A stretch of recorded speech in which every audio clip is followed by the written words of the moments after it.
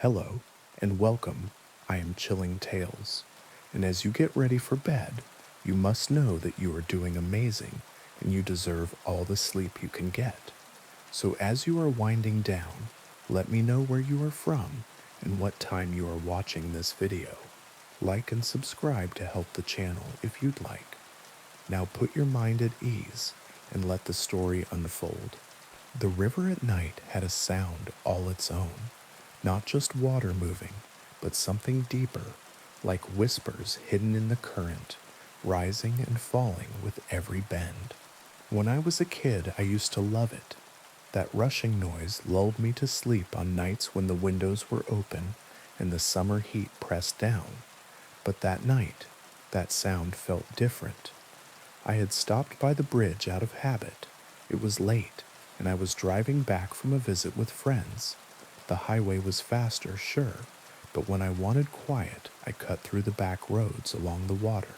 The river ran beside the road for miles, dark and restless, and the bridge was its spine. That night, the quiet wasn't comfort. It pressed against the windows of my car, thick and deliberate. The bridge appeared in my headlights, a pale arc of old wooden planks stretched over black water. The wood rattled as my tires touched it, the sound amplified by the stillness around me. Halfway across, I saw her, a figure in white, standing at the far end. Her dress was long, torn at the hem, clinging damply to her legs. Her hair was black and heavy, dripping in loose strands that masked her face. She wasn't moving, just waiting. I slowed. At first, I thought she might be someone in trouble. Maybe a drunk wandered too far. Maybe someone had been stranded. But the air in the car shifted, suddenly colder, sharp enough to sting my lungs. My gut told me to keep driving, not to stop, not even to slow down. Her head lifted as my headlights washed over her. Her face was pale as moonlight, her eyes dark and wet. When she opened her mouth, the sound that came out didn't belong to a human throat. It was louder than it should have been, filling the car, the bridge, the night itself. A wail, a scream, grief, rage, hunger, all tangled into one endless sound. I floored the gas. The car jolted across the remaining planks, engine roaring. In the rearview mirror, she was suddenly closer, too close, as if distance didn't matter. Her arms were outstretched, fingers long and thin, reaching for the trunk of my car like she could drag it into the water by sheer will. Then, nothing. The sound stopped. The mirror was empty. I didn't stop driving until the town lights reappeared, and even then, I couldn't stop shaking. 2 days later, I told my grandmother about it. I expected her to laugh, to say I'd let shadows and fog get to me. Instead, her face went pale in a way I'd never seen. She crossed herself and whispered, La Llorona. I'd heard the name before. Every kid in my town had. A story told to scare children into behaving. A woman who had drowned her own children in a river, then drowned herself in grief, condemned to wander the waterways forever, wailing for what she lost. But hearing the name from my grandmother in that hushed, fearful way made the story feel heavier, older, like it wasn't just a story, but something carved into the bones of the land. You must never stop for her, my grandmother said. No matter how real she looks, no matter how she cries, she will drag you down with her into the water, and you will never come back. I didn't tell her how close I had come to stopping. For weeks after, I avoided the river. If I had to drive near it, I kept the windows rolled up tight and the music loud, just to drown out the possibility of whispers in the current. But fear is stubborn. It waits. The more you try to ignore it, the sharper it becomes. One night, driving home late, I found myself on the same stretch of road. I hadn't meant to take it. I hadn't even been thinking. My hands had steered me there, out of habit, like an old route carved into muscle memory. The tires hummed over familiar ground, and the sound of the river grew louder in my ears. The bridge appeared ahead, pale under the moon, My chest tightened. She was there again. This time she stood in the middle of the bridge, directly in my path. I slammed the brakes without meaning to. The car shuddered to a halt yards from her. My headlights washed over her figure. The white dress clung as though freshly soaked. Her hollow eyes glimmered. She raised one arm and pointed directly at me. Her lips moved. The sound slipped into my ears like a whisper from inside my skull. Help me. The words hit me harder than the scream had. They sounded broken, desperate, human. For a moment, against all reason, I thought of opening the door. She wasn't a monster, I told myself. She was a grieving mother, trapped in sorrow. What harm could it do to listen? Then movement below caught my eye. In the water beneath the bridge, shadows shifted. Pale hands broke the surface, small, childlike, reaching upward. The air filled with voices, high-pitched, insistent, overlapping cries of "Mama, Mama." The woman's face twisted. The whisper became a shriek. She lunged forward, and the bridge shook under my tires. I slammed the gas. The car leapt forward, headlights blinding her. She vanished at the instant I should have struck her. In the mirror she stood behind me, arms raised, wailing as though cursing the sky. The children's voices rose in a deafening chorus, then fell silent all at once. By the time I crossed the county line, my hands were shaking so badly I could hardly keep the wheel straight. I told myself I wouldn't drive that road again, but curiosity is another kind of hunger. I started asking around, quietly, carefully. People always went missing near that bridge. A trucker once called dispatch to say a woman in white was waving him down. His rig was found empty the next morning, engine still running, door open. A teenager claimed he'd seen her too. He said she gave him a rideshare request from a dripping phone, water still streaming from the speaker when it rang. The boy vanished a week later. The locals, especially the older ones, never cross after dark. They avoid the river, avoid the bridge. If you press them, they'll tell you the same thing my grandmother did. La Llorona searches. She searches forever, and if she finds you, she never lets go. For months I stayed away. I moved apartments just to be farther from the water. I told myself it was over, but it wasn't. The first time I heard her away from the river, I thought I was dreaming. I woke in the night to the faint rush of water, not pipes, not appliances, a river, close and insistent, and beneath it, a woman's voice, sobbing just beyond the walls. I told myself it was a nightmare, but the sound came again and again, sometimes louder, sometimes faint, sometimes just a breath of it as I drifted off to sleep. One night I went to the window. The street was dry, the night was still, but if I listened carefully, I could hear footsteps in water, slow, deliberate, pacing, searching. It doesn't matter if I move. It doesn't matter how far I drive. She's not waiting at the bridge anymore. She's waiting for me, and I know someday I'll cross again. Now, on to the next story. The crackling of twigs beneath my boots was the only sound breaking the hush of the forest. It was that hour when the light hasn't quite given up, but every color feels drained, as if the world is holding its breath. I've always loved solo camping, the ritual of it, the honesty, but that evening, the trees were different. They leaned in, their dark fingers reached and tangled overhead, and what little sky remained seemed far away, the way a ceiling feels when you're feverish. I told myself I was being dramatic. Too many nights working late, too many city horns and sirens still rattling the edges of my thoughts. I paused and let my backpack settle against my spine. One more mile, maybe two, and I'd find a clearing, a small fire, tea, silence that didn't feel like it was listening. Beautiful evening for a hike, isn't it? I hadn't heard him approach. A man stood half a dozen paces off the trail, tall and lean, the kind of lean that comes from using your body more than feeding it. His coat was canvas, sun-faded and neatly patched. His face was weathered in the way of people who stand in real weather for real reasons. Everything about him felt ordinary, except his eyes. They were bright, sharp, and endlessly curious, as if I was a puzzle with only one piece missing. Yeah, I said, steadying my breath, just trying to find a spot before dark. You're in luck, he said, with the kind of cheer that felt rehearsed. There's a perfect clearing just up ahead. You won't find a better one before night takes the trail. Come on, it's not far. Every instinct I had put its hands on my shoulders and leaned backward. I almost said I preferred to camp alone, that I had a map, that I was fine. But sunset was stealing the path one shadow at a time, and I was tired. I nodded and fell into step beside him. He knew the woods.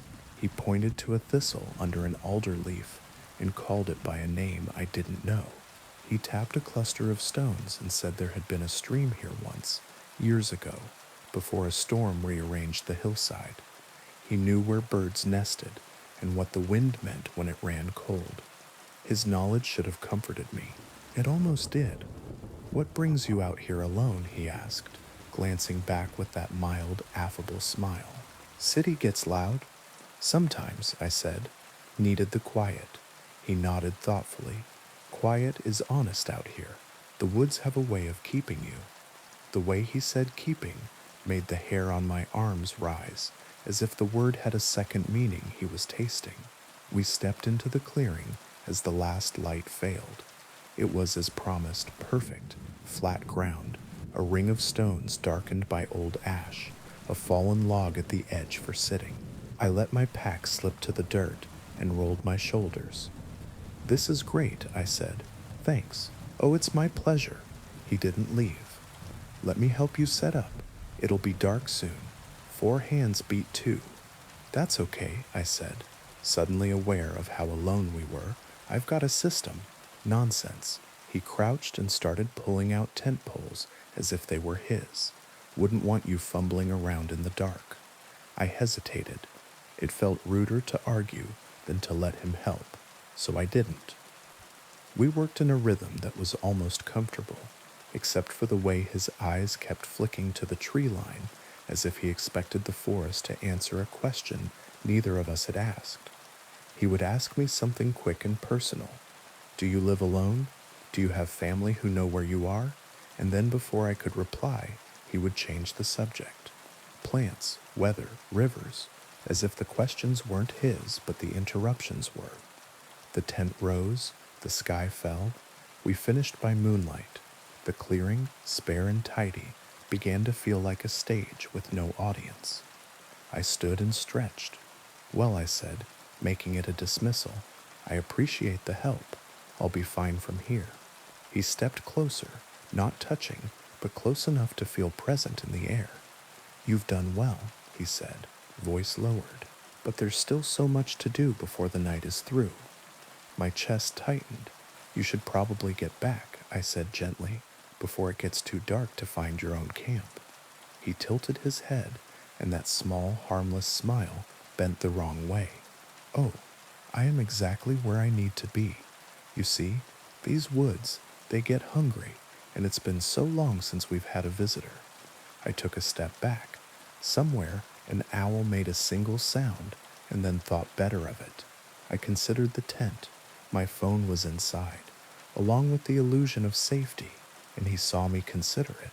He positioned himself without seeming to, just enough to place his body between me and the zippered flap. Let's not be rash, he said, hands raised in a friendly gesture that only made my heart beat harder. The night is young. We have so much to discuss. I don't want trouble, I said. We can go our separate ways. But trouble already found you, he said softly. It was waiting the moment you stepped off the road and onto the old path. Did you not feel it? The way the branches leaned in to listen? The way the quiet thickened in your throat? You've been on the wrong trail since you chose it. I turned to run. He moved faster than he looked capable of, catching my wrist with a grip that was dry and strong as a root. I stumbled, the ground coming up too quickly, the smell of old leaves in my mouth. Please, I said, airless with panic. I won't tell anyone. I'll go back tonight. "The forest chose you," he murmured, and something in his voice uncoiled from very far away. "And now you will keep it fed." The trees around the clearing shifted, not in a wind. I would have felt wind. It was more like the woods were settling deeper into themselves, drawing nearer, their shadows thickening until they seemed almost human. At the edge of my vision, something darker than dark flickered between trunks and vanished. I forced my hand free. It was clumsy and desperate. My fingers closed around a broken branch, heavier than it looked, and I swung. The sound surprised me. Wood on bone, a dry knock. He reeled back, not in pain, but with the baffled expression of someone unaccustomed to being interrupted. It was enough. I ran. Branches whipped my face. The trail disappeared. There was only forward, then left, then anywhere that wasn't where I had been. Behind me, the man's voice rose and fell, never quite shouting, always near enough to hear. The trees overlapped, the ground tilted and slid in ways that didn't match how hills should behave. I ran until my breath became a knife and then farther. When I finally stopped, it was because my legs decided without me. I leaned against a trunk and tried to swallow my heartbeat. The moon had climbed, and its light lay shattered on the leaves. I listened for his steps, his voice, the crisp, casual questions he seemed to ask for somebody else. Nothing, just the layered quiet that lives in very old places. Then a twig spoke behind my left shoulder, very softly, footsteps, deliberate and patient. He wasn't calling anymore. He didn't need to. I pressed myself against the bark. I became smaller than myself. He would pass me. He had to. And I could turn and move and turn again until the trees forgot who I was. A hand clamped over my mouth. I tried to scream. The sound became a small, helpless noise in my throat. The hand was strong and reassuring in a way that made no sense. "Shh," a voice breathed in my ear, very close and very calm. "I'm trying to help you." It wasn't his voice. It was a woman's, quiet as water on stone. The hand loosened, but didn't leave. I turned my eyes without turning my head and saw a face near mine, pale in the moonlight, hair pulled back so it wouldn't catch on branches. There was a smudge of ash on her cheek, and her expression was alert, not afraid. "Can you walk silently?" she whispered. I nodded. She removed her hand and took my wrist this time, the way someone might guide a sleepwalker. We slid between trees like thoughts slipping between words. She didn't ask if I was okay. She didn't say it would be all right. Silence was the kindest thing she could have offered. We moved for a long time. The woods opened and closed. Once she stopped and crouched, palm pressed to the earth as if listening. She changed direction without explaining why, and I followed because explanation was a luxury and trust was oxygen. At last the trees parted in a thin oval, a clearing no wider than a small room. Symbols had been cut into the bark of the surrounding trunks, clean and careful, the grooves dark like old writing. In the center stood a stone broad and flat as a table, its surface carved with meandering lines that caught the moon and held it. "What is this place?" I whispered, because whispering felt required, as if the clearing had rules even words had to obey. "The heart," she said, "and the tether." She stepped into the moonlight and looked older than her face. "He is bound to the woods. He draws from them and feeds them in turn. That's how he's lived this long. That's how he knew you'd come." She looked at me without pity. "People think the trail is theirs because they walk it. They don't ask who laid it down." "How do you know this?" I asked. Her mouth tightened, not quite a smile. "Because I tried to leave once." A sound reached us, soft, like breath over a bottle's mouth. He was moving somewhere just beyond the carved trees. The woman put her fingers on my arm, not to comfort, but to steady us both. "The bond works both ways," she said. "Break the stone, break his shape, for a time anyway. Long enough to get you past the edge where the road still remembers itself. For a time," I repeated. The wind, which hadn't been there a moment ago, turned the leaves over in unison, so their pale undersides showed. "Nothing is ever gone," she said. "Just moved. We don't have to outrun forever, just tonight." The clearing breathed. The man stepped between two marked trunks and smiled the way a family man smiles at a small child, kindly, keenly, already certain of the outcome. "There you are," he said to the woman. "I wondered how long you'd hold out before bringing her here. You always were practical." She didn't answer. She moved to stand between him and the stone, and in the moonlight I saw that what I'd taken for bracelets on her wrists were thin, silvered scars. "The old lines are wearing thin," he went on, conversational in a way that felt obscene. "We haven't had a proper guest in months." I was beginning to think the trail had forgotten its manners. "She isn't yours," the woman said. He laughed softly. "If she stands here, she is already ours." He stepped forward. She stepped with him. Their bodies met like opposing currents. No flourish, no stalling, just sudden strength against strength that looked wrong, coming from such ordinary frames. He was stronger. It showed in the small ways, the way her feet slid a fraction, and his didn't, the way his smile did not change. But she knew how to counter what he was, how to angle elbows and hips to spoil leverage. They struggled without sound.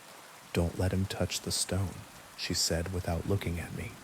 I moved, not quickly and not bravely, just inevitably, because some moments choose you. A shard of rock lay at the base of the flat stone, where a corner had once broken. I picked it up and felt it bite my palm. The markings swam under the moon, lines overlapping lines in a language that had never been meant for mouths. The man saw me. Something shifted in his face, like surprise learning the shape of anger. He shoved the woman hard enough to send her to one knee and lunged, his hand outstretched toward the center of the carved lines. I brought the rock down with everything I had. The sound that came up out of the ground was not from any throat. The trees bowed without wind. The markings flared and darkened, and then seemed to detach from the stone entirely, rising into the air like smoke before tearing themselves into shreds that vanished as they fell. The man convulsed, not like a person in pain, but like a shape remembering it had never truly been a person to begin with. He reached for me and didn't reach. He was near and also very far away. His smile at last left his face. What replaced it was older and endlessly empty, and looking at it felt like standing on a cliff with no bottom beneath you. "Run," the woman said, already pulling me, already upright, as if she had rehearsed this ending for years. Now, the earth cracked in narrow, puzzling ways that swallowed nothing and opened nowhere. The forest's scream became something like silence again, then a roar, then silence. We ran, falling and catching, dodging branches I barely saw, stepping where she stepped because that was the only place the ground would agree to be ground. And then the trees ended. There was a ditch, then the stubborn geometry of a road. Its paint faded to the color of old teeth. A car's headlights carved the dark in half and squealed to a stop because two figures had appeared out of nowhere, with wild eyes and leaf-slashed hands. We tumbled into the back seat before the driver could decide to be afraid. The woman said an address I didn't recognize in a voice that allowed no argument, and the car obeyed. I turned to the window as if it were the last page of a book, and I wanted to read the final sentence twice. The forest had gone very still. A pale, unnatural mist unrolled from between the trees and spread across the ditch like a blanket someone was pulling up to someone's chin. For an instant, only that I saw a taller darkness inside the mist, the outline of a man unthreading itself, and I thought I heard him whisper my name as if he were trying to remember how it ended. We didn't speak until we were 2 towns away. The driver kept looking at us in the mirror and choosing, each time, not to ask. The woman's breathing gentled. Mine followed. By the time the car stopped, the horizon was beginning to pale in the east, and the wind smelled faintly of rain. She got out first and stood with the door open, waiting for me to follow. We stood together in the quiet of a street that had not yet decided to wake. Will he? I began. Not tonight, she said, and if you're careful, not soon. I wanted to ask 100 other questions. How long had she lived out there, learning the shape of his rules? How many others had made it to the stone with her? How many had not? But her face had settled into a calm I didn't want to break, and my body had begun to remember it was human and fragile and very tired. If you ever go back, she said softly, choose the new paths, the ones cut by hands you know. Old trails keep old promises. I won't go back, I said. She smiled then, a real one, small and almost surprising. We always say that. She closed the door and tapped the roof twice, and the car took me away. I never camped alone again. I never went far enough from streetlights to forget their names. I told myself the world was smaller than I had believed, and it helped until it didn't. Some nights, lying awake in that patient space before sleep, I hear a boot on dry leaves, and the old quiet leans in from the corners of the room. On those nights I count the walls, 1, 2, 3, 4, and I tell myself that a house is a promise with nails in it, and promises hold. Most nights it's enough, but sometimes, when the wind threads the alley just right, I swear I hear a man's voice outside my window, careful and friendly and endlessly curious, practicing my name like a song he knows he will get to finish at last. I hope you enjoyed that one. Now on to the next story. They say driving strangers is safe enough, but what if the stranger already knows everything about you? The streets were empty in that strange way only cities can manage. A place that roars with life and daylight, reduced at midnight to dark glass, shuttered doors, and the occasional hiss of a distant bus. My rideshare app pinged. Another pickup, Oakwood Avenue, 15 minutes, easy money. I'd been driving nights for months, and I liked it better than the day shifts.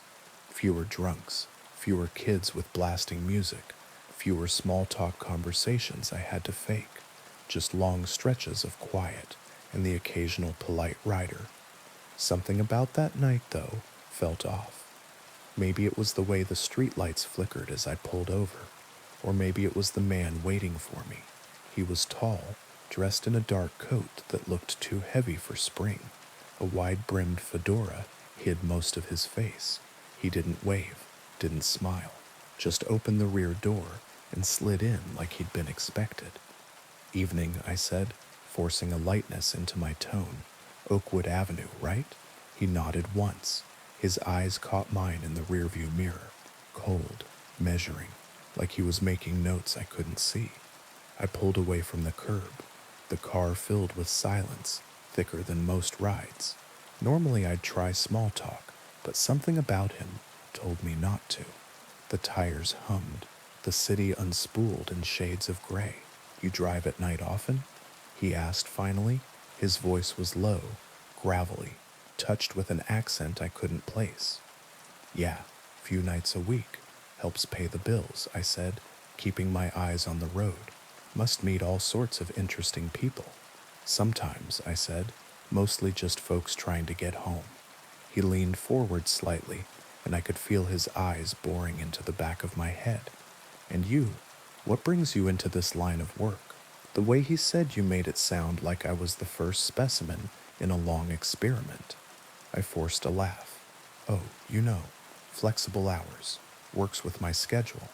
Your schedule, he repeated slowly, like he was rolling the word around on his tongue. And what else does your schedule involve?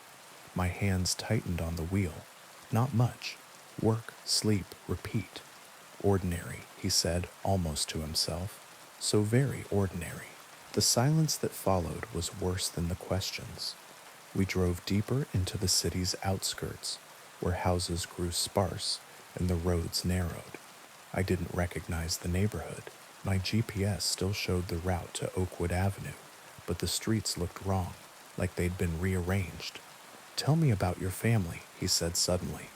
My blood ran cold. I hadn't mentioned family, ever. I don't really have much family, I lied. It's just me. No, he said softly. That's not true. Not what your profile says. There's a sister. Millbrook, isn't it? Lovely little town. My mouth went dry. My rideshare profile didn't list anything like that. Not my sister, not her town. My voice shook. You must have me confused with someone else. His chuckle filled the car, low and mocking. Oh, I don't think so, Sarah. The sound of my own name in his mouth made my heart skip. How do you? I began, but stopped. My instinct screamed, don't give him more. Keep driving, he said. The friendliness in his tone had been replaced by steel. We're not finished yet. I flicked a glance in the mirror.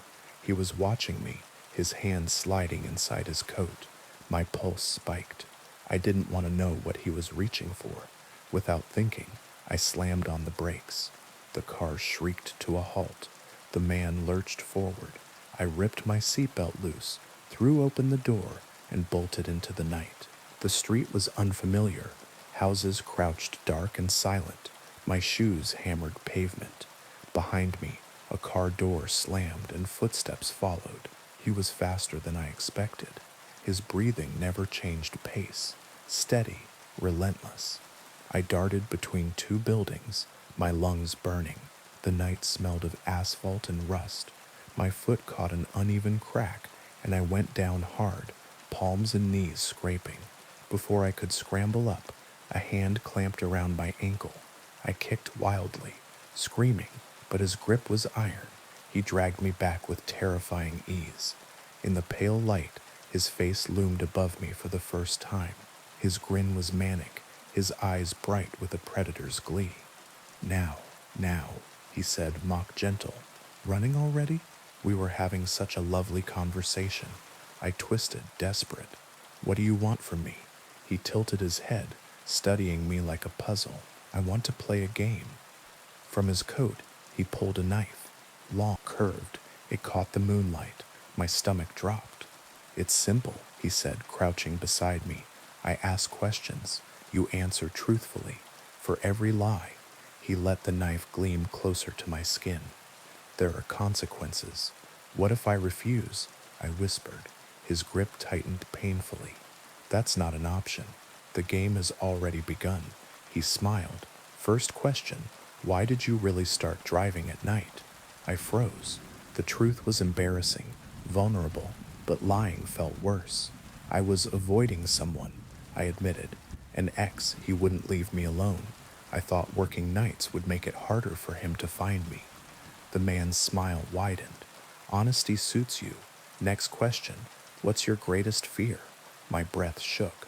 Being helpless, I whispered, losing control of my own life. His eyes glinted. Interesting. And right now, how in control do you feel? Tears stung my eyes. Why are you doing this? Who are you? He leaned closer, his knife tracing the air above my arm. I know everything about you, Sarah.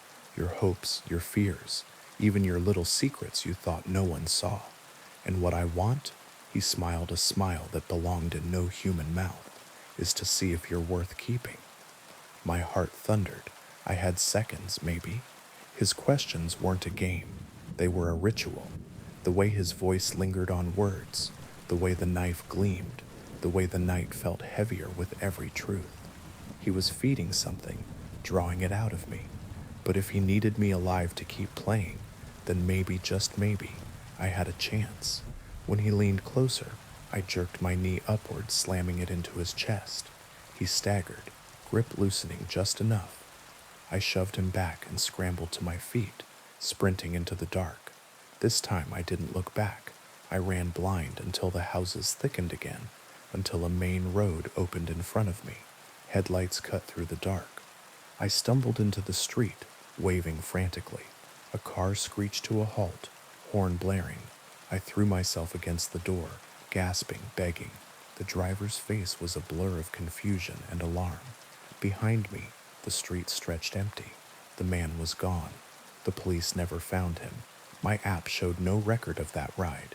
No pickup, no destination. As if the passenger had never existed. I deleted the app that night and never drove again. But sometimes when I walk home late, I hear footsteps behind me. Slow, steady, measured. And when I glance over my shoulder, I catch the flash of a fedora brim in the corner of my vision, gone before I can be sure. If you ever drive alone at night, remember this: not every passenger is a stranger. Some are already waiting for you. Now, on to the next story. The first time I heard the question, it wasn't a voice. It was a red window blooming on my laptop screen, square and flat and strangely glossy, as if the color were still wet. Do you like the red room? I closed the lid without thinking. The question stayed behind my eyes the way bright lights do. I told myself it was a pop-up, a prank, some buried file that launched when a certain key combo got brushed by accident. The mind makes up simple answers when you ask it gently enough. That night, the apartment held still. I brushed my teeth with the bathroom door ajar and told myself I wasn't listening for anything. The mirror flickered. Only the cheap light, I said, and the water ran red for the briefest second before clearing. I went to bed. I slept. In the morning, the laptop woke to the lock screen as usual. No red window, no question. Work slid over the hours. I answered emails, paced my calls, pretended the stale coffee was a choice. By evening, I was almost myself again. I queued a video, let it play while I cooked something simple, and when the steam fogged the kitchen window, a square of red appeared in the glass, crisp and perfect, floating behind my reflection. Do you like the red room? The words weren't written, they were implied. The edges of the red making the letters by not being there, like a stencil on the inside of my own sight. I turned, but there was only the oven door, the clock, the sink. The window looked out on the alley. Nobody stood there. No glow from any other building painted that color across the glass. I wiped it with a towel. The square smeared, then bled, then was gone, leaving my reflection pale and thinner than it should have been, as if the red had taken weight with it when it left. I didn't tell anyone. How do you describe a question that asks itself? The third time, it arrived as a whisper in a quiet that didn't feel like mine. I had stayed late at the office to avoid the apartment, and the way the hall lights clicked too long before the bulbs caught. The building emptied. The elevators began their after-hours sighing. I was writing something I didn't care about when the screen blushed red from the center out, like a drop of dye finding the shape of water. The question typed itself in a font I don't own. Do you like the red room?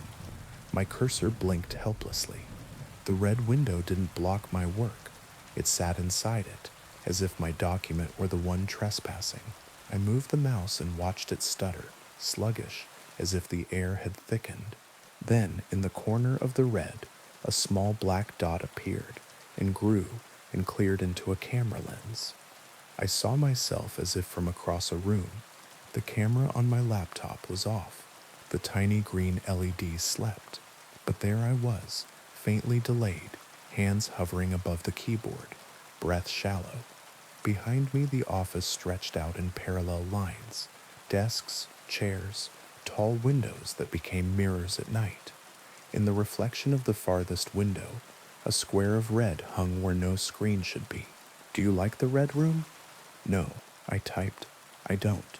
The words dissolved into the red like sugar vanishing in tea. The camera view pulsed once, twice, then slowed until the image froze.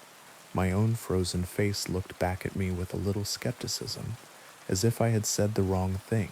When the red finally receded, it did so by degrees, as if a hand were pulling it away from inside the glass. I shut down. I went home. I left the laptop on the kitchen table, like an animal asleep in the sun, and lay on the couch with every light on. The hallway bulb outside buzzed in a way that made the silence inside feel crowded.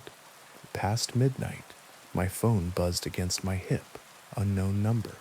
I let it go to voicemail because the unknown is easier if you give it a box. The notification popped up. I pressed play, telling myself if it was a scammer, I'd be angry.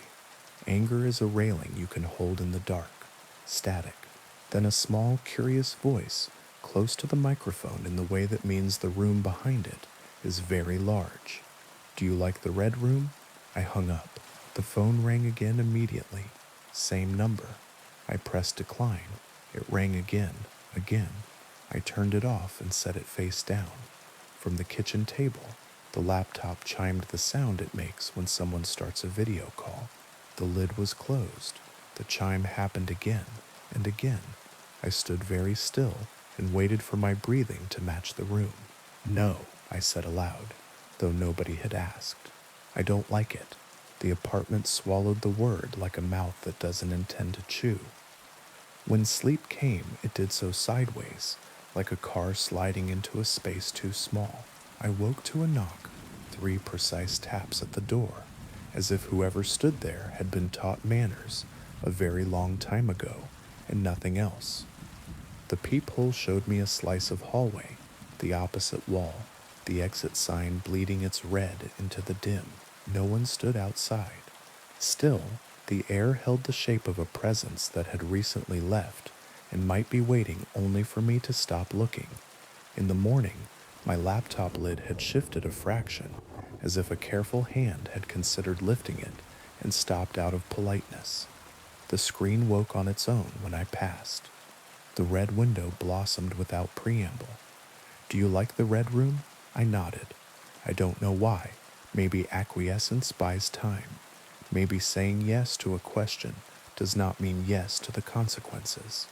I nodded and said, very quietly, yes. This time, the red did not recede. It deepened, a color you could step into if you forgot yourself for a moment. Words scrolled up from the bottom of the square, the way credits roll, white on red, names of rooms written as if rooms could be titled like songs. The waiting room, the listening room, the room where you learn not to turn around. Each title had a small thumbnail, just a darker shade in a different corner, so that if you stood back, the whole looked like a tiled wall, 100 doors pretending to be a single one. The cursor slid without my hand. It hovered over the red room. Not a title, a destination. When it clicked, the sound it made was not electronic. It sounded like a fingernail against wood. The camera view opened again. Whatever lens looked back at me sat farther away now, as if the room had backed up and taken the walls with it. I saw myself seated at the kitchen table, the cheap overhead light making a circle on the laminate, the laptop at the circle's center, like an altar someone had built while meaning well and not understanding anything. Behind me, the hallway stood open, longer than my hallway is, lined with doors that were not mine. Red seeped from under each door in a thin ribbon and ran toward the table as if it knew the way. I turned in my chair to prove that the view was a trick. The hallway behind me was the hallway behind me, short, ordinary, the closet door slightly ajar, the coat sleeves visible like tired flags. When I turned back to the screen, the long hall remained, patient and disinterested in my corrections. A door opened somewhere I could not place, not in the apartment. I know the sound of my own doors. This sound was older. It contained the weight of paint over paint, of secrets dried into the grain. Footsteps followed, soft as someone walking barefoot over remembered carpet. They came from the screen. They moved toward me from inside the red. Who are you? I asked because no answer is the same shape twice. The footsteps stopped. A shadow formed at the edge of the camera view, very tall and very thin, as if a person had been stretched to fit a frame too narrow for anything human. When it leaned, the red brightened.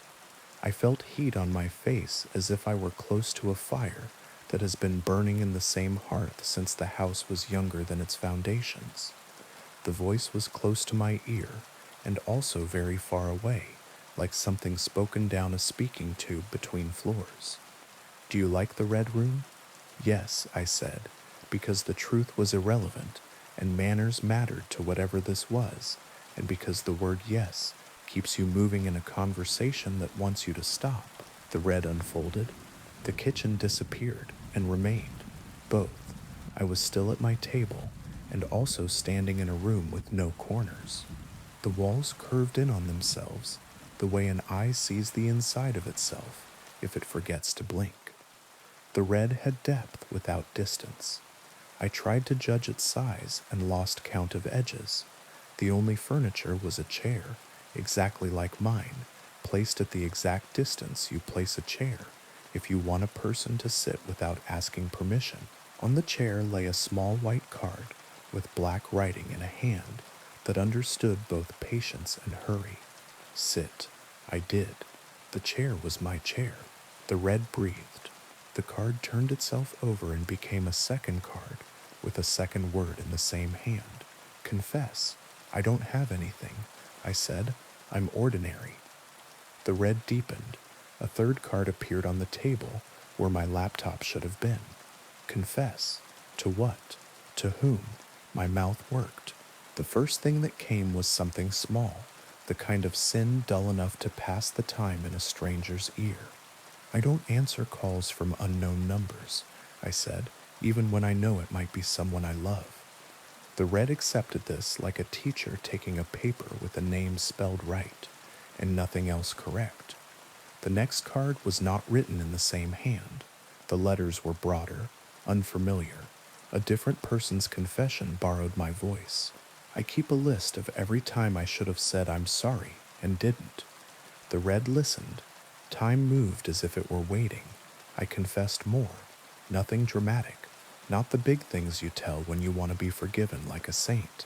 Small things that bruise real lives. I forgot my father's birthday because I didn't want to think about the year he had. I held a friend's secret too long and let it rot. I saw a stranger crying on a bus and looked away because kindness is exhausting when you haven't eaten. Each confession warmed the room, and the warmth felt like relief until it passed a point and became something else. The red began to smell faintly of iron. I wiped my palms on my jeans, and they came away clean, and not. Red does that. It paints what it wants without proof. How long? I asked. How long do I sit? The chair behind mine scraped, not against my floor, but against a floor that echoed inside the red. A weight sat down with no body to carry it. The presence leaned forward until it nearly touched the back of my throat. When it spoke, it used my voice from a time before I learned to close doors. Do you like the red room? I wanted to say no. I wanted to say I don't know.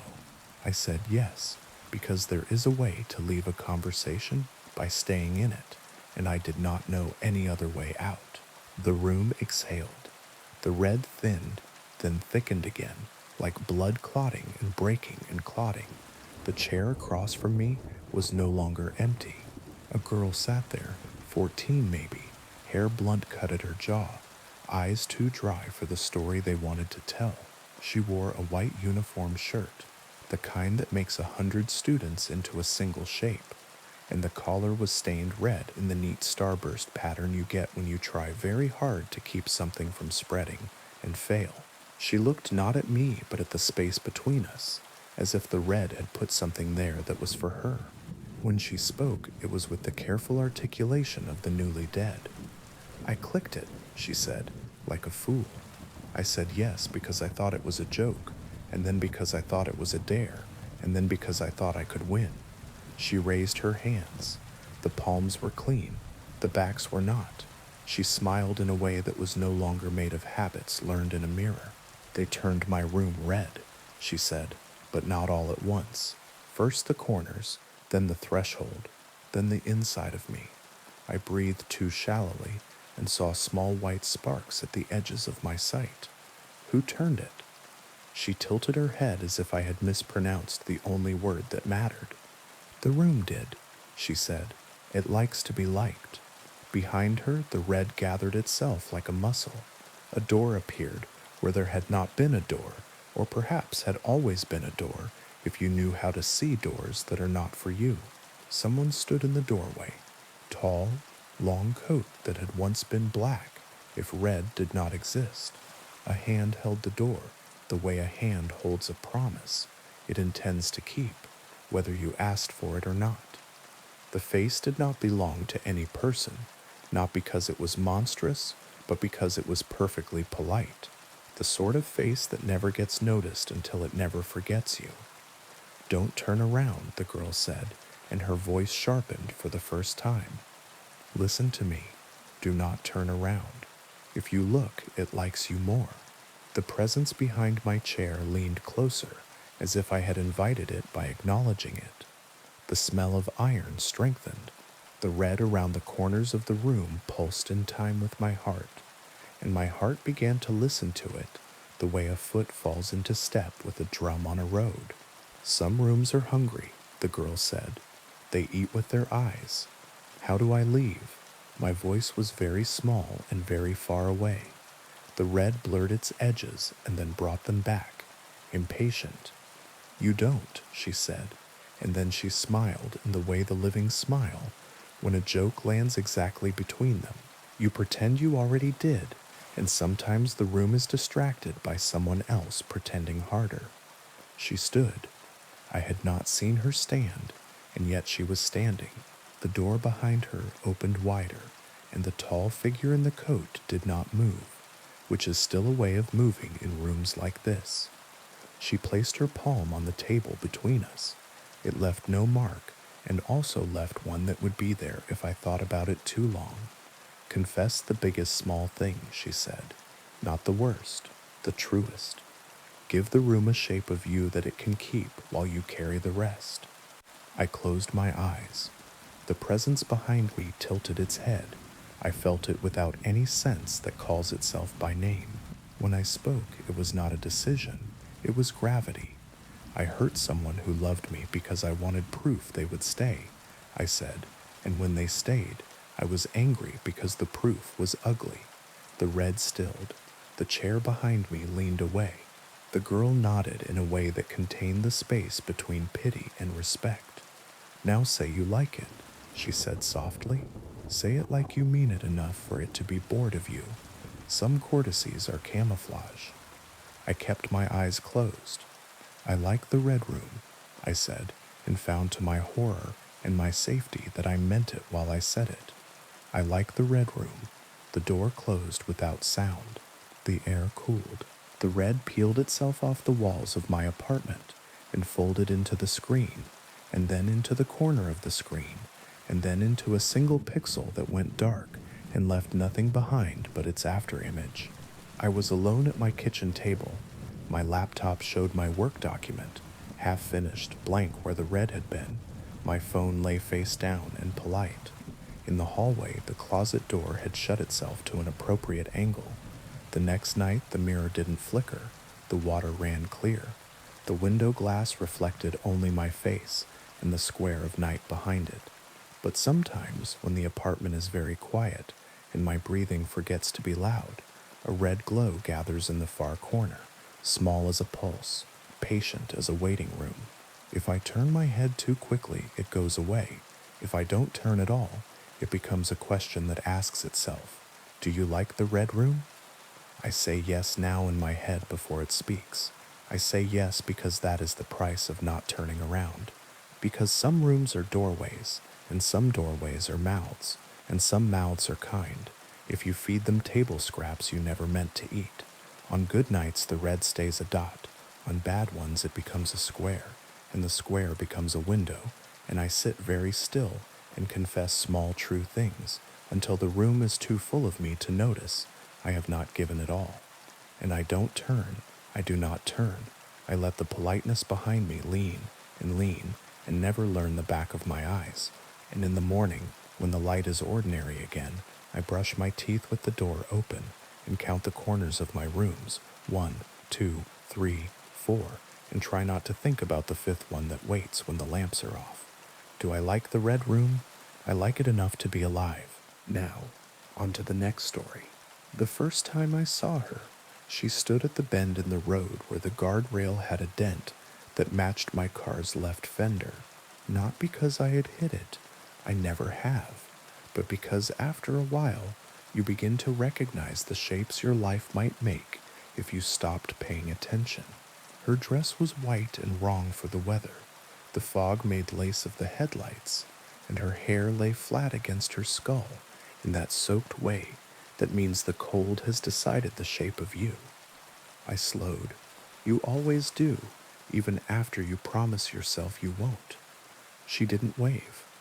The ones who wave want something you can give. Phones, rides, cigarettes. The ones who don't want something you don't own. I rolled the window down an inch. You okay? I asked, because there are things you say even when you know they are not the right questions. She stepped into the beam of light. Her face was very pale and very composed, the way the dead are in paintings where artists have mercy. There was a waterline darkening her dress at the hips, as if she had climbed out of a lake and left the lake behind out of politeness. Her eyes did not meet mine. They fixed on the passenger seat.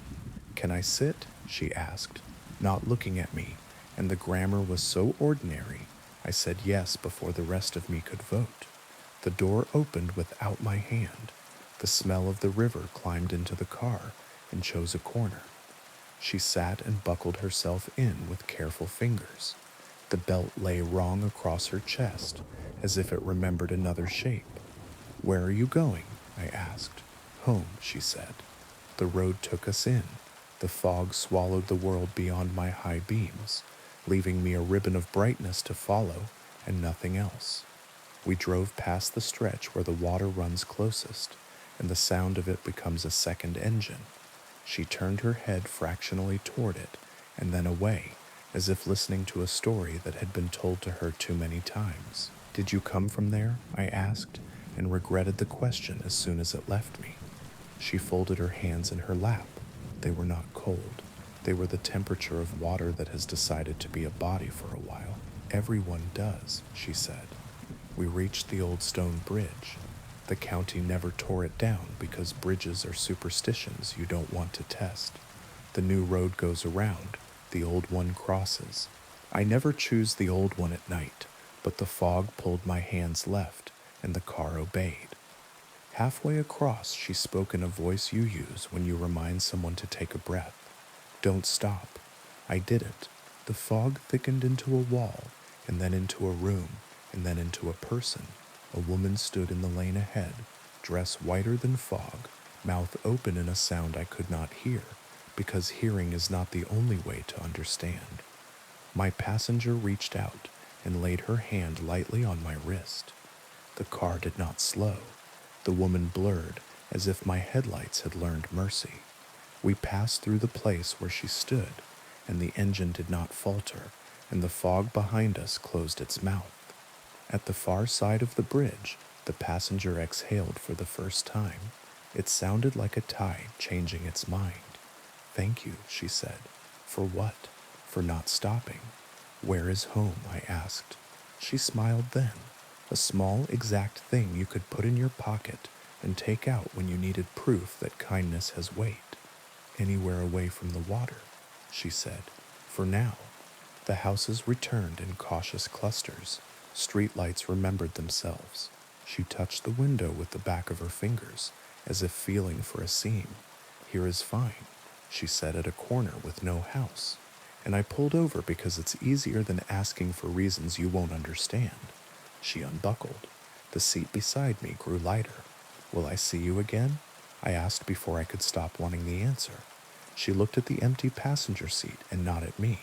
"If you stop," she said, and then the door opened and closed, and nobody stood outside, and the smell of the river gathered itself up and left through the vents.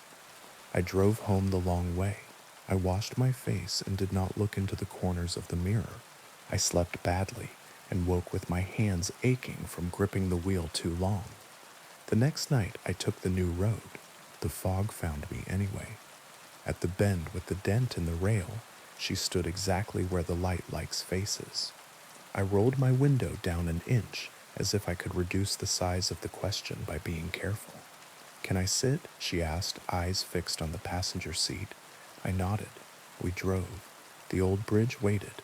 The fog made a door of itself. A woman stood inside the door. My passenger's hand found my wrist without looking. We didn't stop. On the far side, she said thank you, like a child practicing a word her mother taught her. "How long will you ride with me?" I asked. "Until you forget," she said. "Forget what?" "That the road is not a river." We passed the corner where she had vanished the night before. "Here," she said again, and her smile was the same exact shape as yesterday's. She left. I drove on. The smell of the river stayed longer this time, like a friend who has decided to be rude because leaving is hard. On the third night, I told myself I would take the highway. I told myself I would shut my eyes to the bend, and the bridge, and the fog, and the shape of a woman standing where the world narrows. I told myself many things. The car did what it wanted. At the bend, no one stood. I felt relief like thirst. At the bridge, the fog leaned in. A woman waited in the lane, dress a white that contains all the other colors. I gripped the wheel and did not slow because I had learned a rule, and rules save lives until they don't. Then I saw her, not on the bridge, but reflected in my windshield, like a ceiling fan you only notice when it stops. My passenger sat beside me, hand on my wrist, eyes on the road. Only she wasn't there. The seat was empty. The belt lay unused. Her hand weighed my wrist and did not. "Don't stop," she said from nowhere you could name. I didn't. We crossed. On the far side, the word "thank you" arrived in the car and landed in the seat like a coin. The fog thinned. The houses returned. At the corner with no house, the door opened and closed for no one at all. On the fourth night, the river came to my street. The asphalt smelled of old water. The drains muttered to themselves. I stood at my window and watched the reflection of a white dress move across the glass where the room behind me should be. It didn't look at me. It looked at the passenger seat. I don't take the bridge anymore. I don't take the new road either. Some nights I don't take roads at all. I walk until the city runs out of places to be, and then I stand very still and try to remember the weight of a hand that may have been mine. If you are driving late and the fog makes doors where there should be air, and a woman asks to sit without looking at you, say yes. Keep the window cracked just enough to let manners in. And when the lane ahead narrows into a room with a mouth, don't stop. Not for the first figure, not for the second, not even for the version of you that stands in the road and begs you to open your own door. Some passengers you carry until you forget. Some roads are rivers when you aren't looking. Some nights kindness is the only bridge that holds. And if she asks where home is, say anywhere away from the water. For now, story 6. They called it the Swallowing Lake. Not in brochures, not in any official way.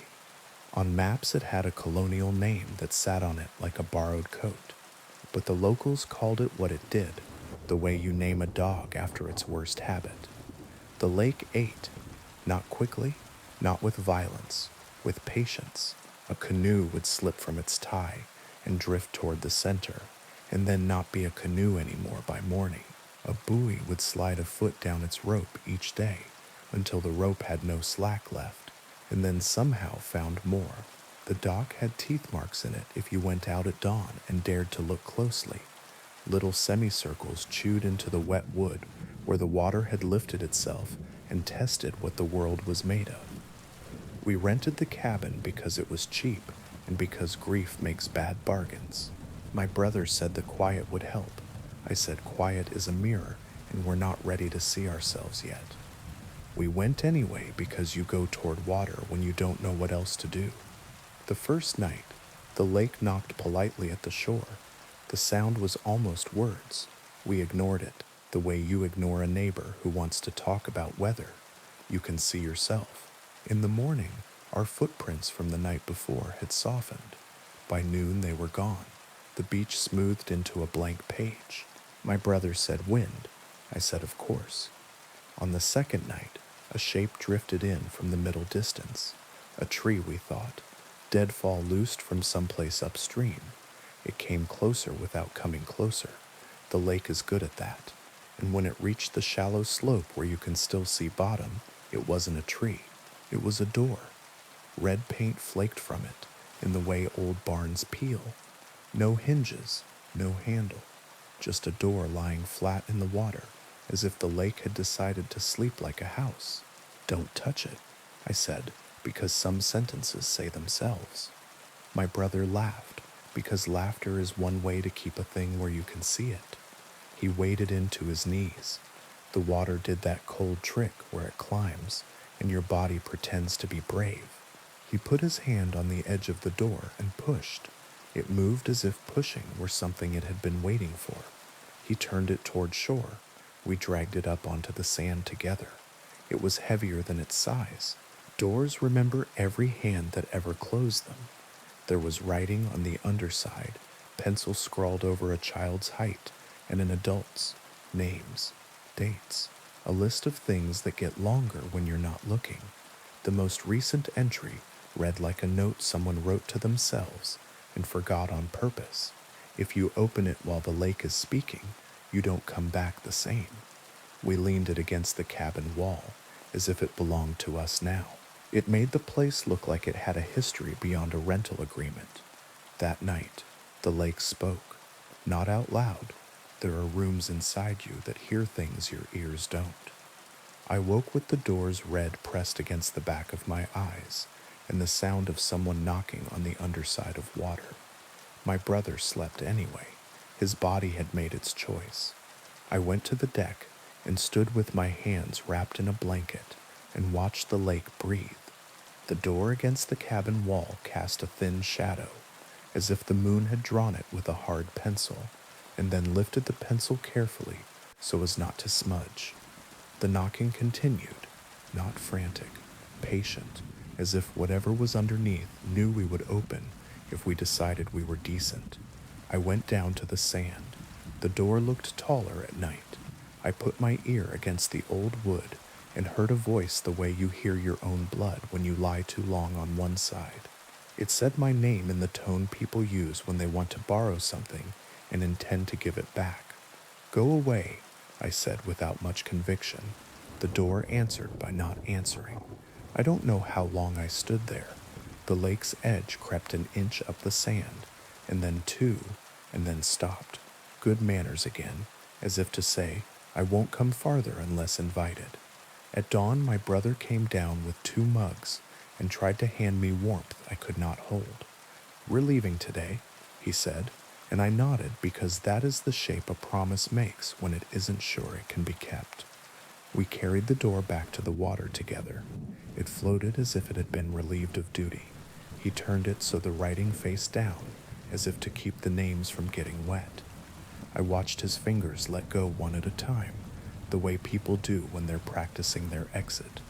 The lake accepted the door and took it toward the center with the same speed it takes everything, slow, certain, kind, if you like a certain kind of kindness. We packed. We cleaned as if a stranger were going to judge us. We put the keys where the email said to. I stood on the deck for a last look and saw the lake's middle pucker, as if something had just decided to open its mouth. Don't look, my brother said. Don't make it a story. On the drive home, the road unspooled and spooled behind us. At a turnout where you can see the lake from above, if you don't mind the guardrail being a suggestion, I told him to stop.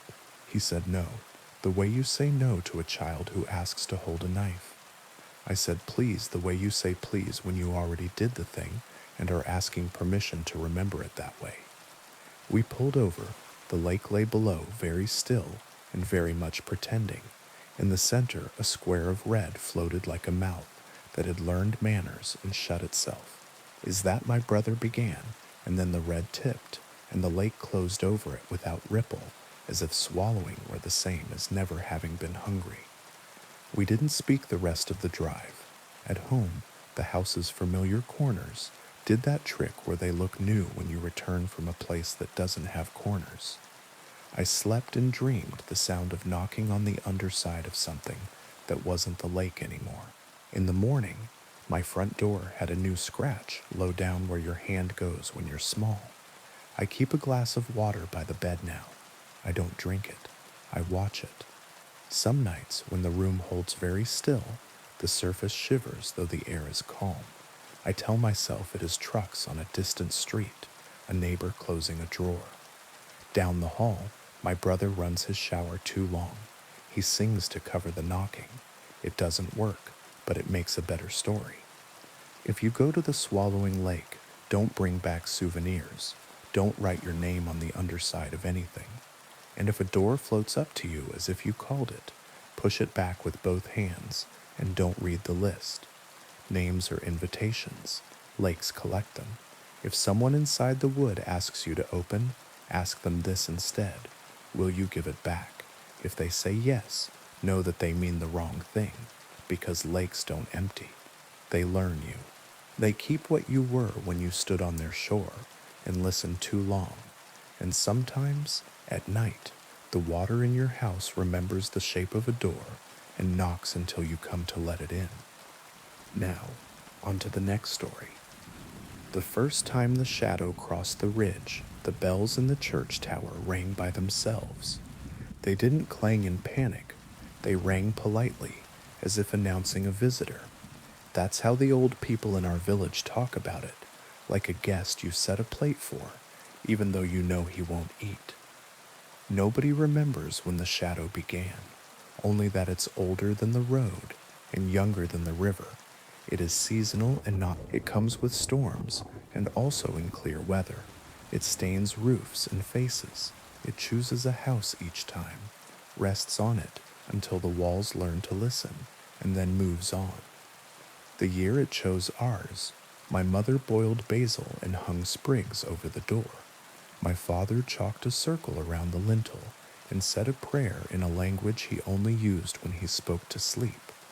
I sat on the steps with my chin in my palms and watched the ridge, waiting for the light to do the wrong thing. It did. The shadow didn't fall from a cloud. It rose from the tree line as if the mountain were exhaling night in the middle of the day. It slid over fields and fences and chicken wire without touching any of them and settled on our roof with such gentleness. You could almost love it for how carefully it handled what it intended to ruin. Inside, the rooms went quiet, not the good quiet, the kind that makes plates heavy. You'll go to Aunt Marla, my mother told me, tying a scarf under my chin, even though I wasn't cold. You'll sleep there until it passes. I want to stay, I said, because stubbornness felt like love, and I had not yet learned the difference. My father looked at the ceiling as if sound might drip through it. You can stay tonight, he said finally, if you promise not to answer. Answer what? You'll know, he said. We ate early. The soup tasted like boiled nerves. In the corner, the old radio we never used anymore clicked on, hummed without finding a station, and clicked off again. The ceiling cracked in a new direction. Outside, our neighbor's dog lay down and placed its muzzle on its paws, as if it had been scolded by God. At dusk, the shadow thickened. It doesn't grow darker the way evening does.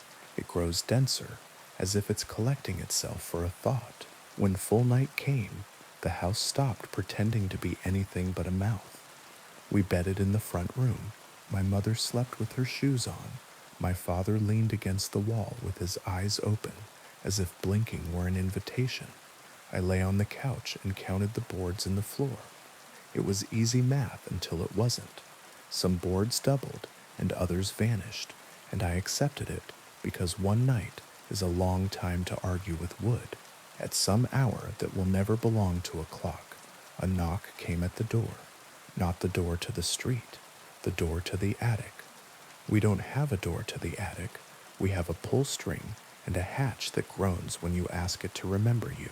But that night, a door stood beneath the hatch, painted the exact color of our hallway, trimmed to match our house, fitted with a knob that reflected nothing at all. 3 polite knocks. My father shook his head at me before my muscles could decide to move. Don't answer, he mouthed. My mother crossed herself with a 4th finger I had never seen. The knocking came again, the polite rhythm that says neighbor, not stranger, that says help me move a chair, borrow a cup of sugar, tell me a story, let me in. I hear you, a voice said, muffled by wood and distance. I know you're awake. It wasn't a beggar's voice. It was the voice you use when you've arrived precisely on time to a place that owes you something. Who is it? I asked without saying the words. My father's face told me he heard them anyway. Don't answer, he said aloud, very softly, perhaps to the room, perhaps to the shadow, perhaps to whatever kept track of debts. We breathed together. The house breathed with us. The door to the attic waited the way a lake waits for movement. I remember you, the voice said, and the trouble with memory is that it makes liars out of gods and men. We were nobody to be remembered. We were a family with a leaking roof and a fence that leaned, but the voice said it the way a teacher says a name at roll call, as if attendance mattered. My father stood. The chalk circle around the lintel wasn't meant for attics, but he placed his palm there anyway, like a man checking his own temperature. This house is full, he said. Try the next. The voice made a sound like paper turning. This house is owed, it said. It has been owed since before your walls learned how to stand, since before your door decided which way it wanted to open. My mother reached into the stove with bare hands and drew out a coal that didn't hurt her. She placed it in the iron dish we use for salt on feast days. Its light was small and stubborn. It made the corners of the room sit up a little straighter. You can pass, she told the voice. You have our permission to cross the courtyard and leave our roof. The shadow doesn't ask permission, the voice said, and it would have sounded arrogant if it hadn't been so terribly true. The knob turned, not quickly, as if whoever stood on the other side were learning the shape of our handle. The door didn't open. The door learned patience. From the street came the sound of someone walking, one person, then two, then more, a procession of feet that didn't hurry and didn't drag. Shadows slid under the crack beneath the attic door, long and thin and jointed wrong. They hesitated at the edge of the rug, as if the loom had laid a spell when it lifted its last weft. Don't answer, my father repeated, closing his eyes as if that could close other things. It will leave at dawn if you don't answer.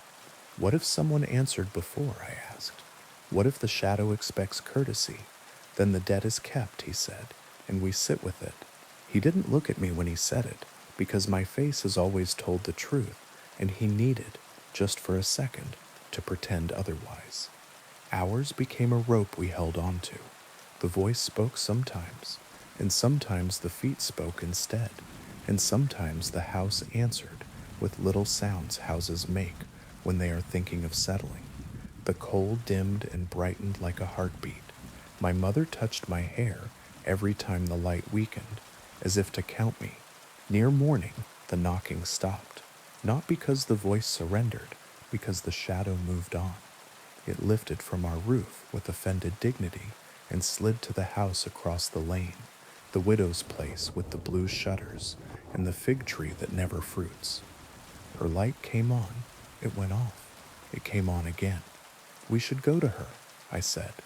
We should not, my father said, and for the first time all night his voice carried authority that had nothing to do with fear. We were spared by not answering. Don't spend your mercy like coins. We slept in the day and woke sick with the particular guilt of people who survived at someone else's expense. The widow didn't open her windows for a week.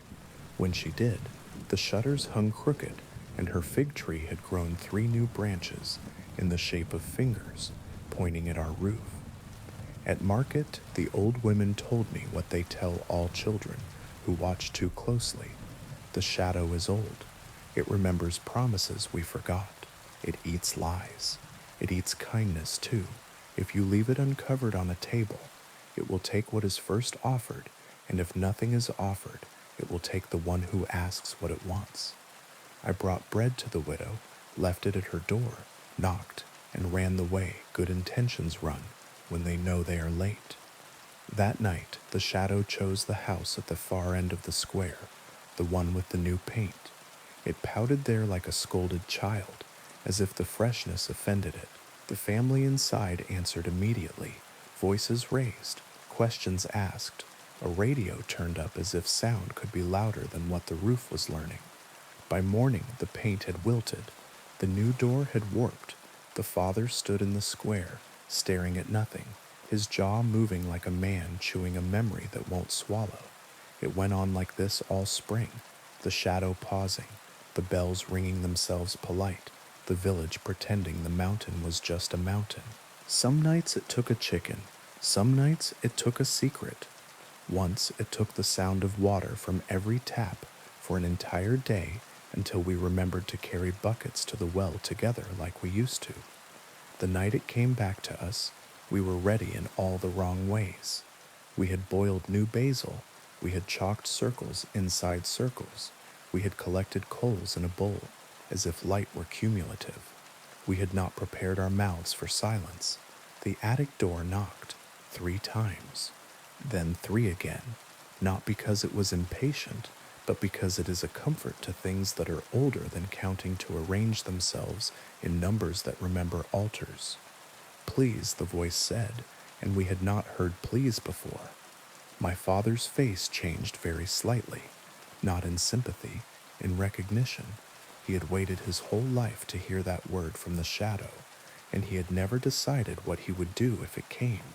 Don't answer, my mother whispered, and on her tongue it sounded like prayer and like something else, like apology. The knob turned. The door didn't open. I stood.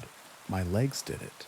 Not bravery, not foolishness, that biological thing that makes children step forward when they are named, even if no one has said their name aloud. I placed my hand flat on the door and felt not wood, not paint, not cold. I felt my own house looking back at me through the grain. The years our table wobbled and we propped it with folded paper. The winter the roof let snow in like sugar. The day my father sat with his head in his hands because the bank had a face, and that face did not like him. What do you want? I asked. The voice answered without moving air.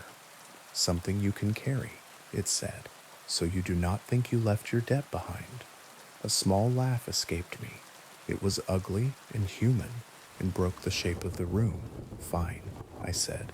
Take my sleep. Silence. Then the sound of agreement that exists in the space before 2 hands shake. The knob cooled under my palm. The door receded into the hatch as if doors could be shy. The coal went out without smoke. Foolish, my mother said. One word. Fond as a slap that keeps you from stepping into the road.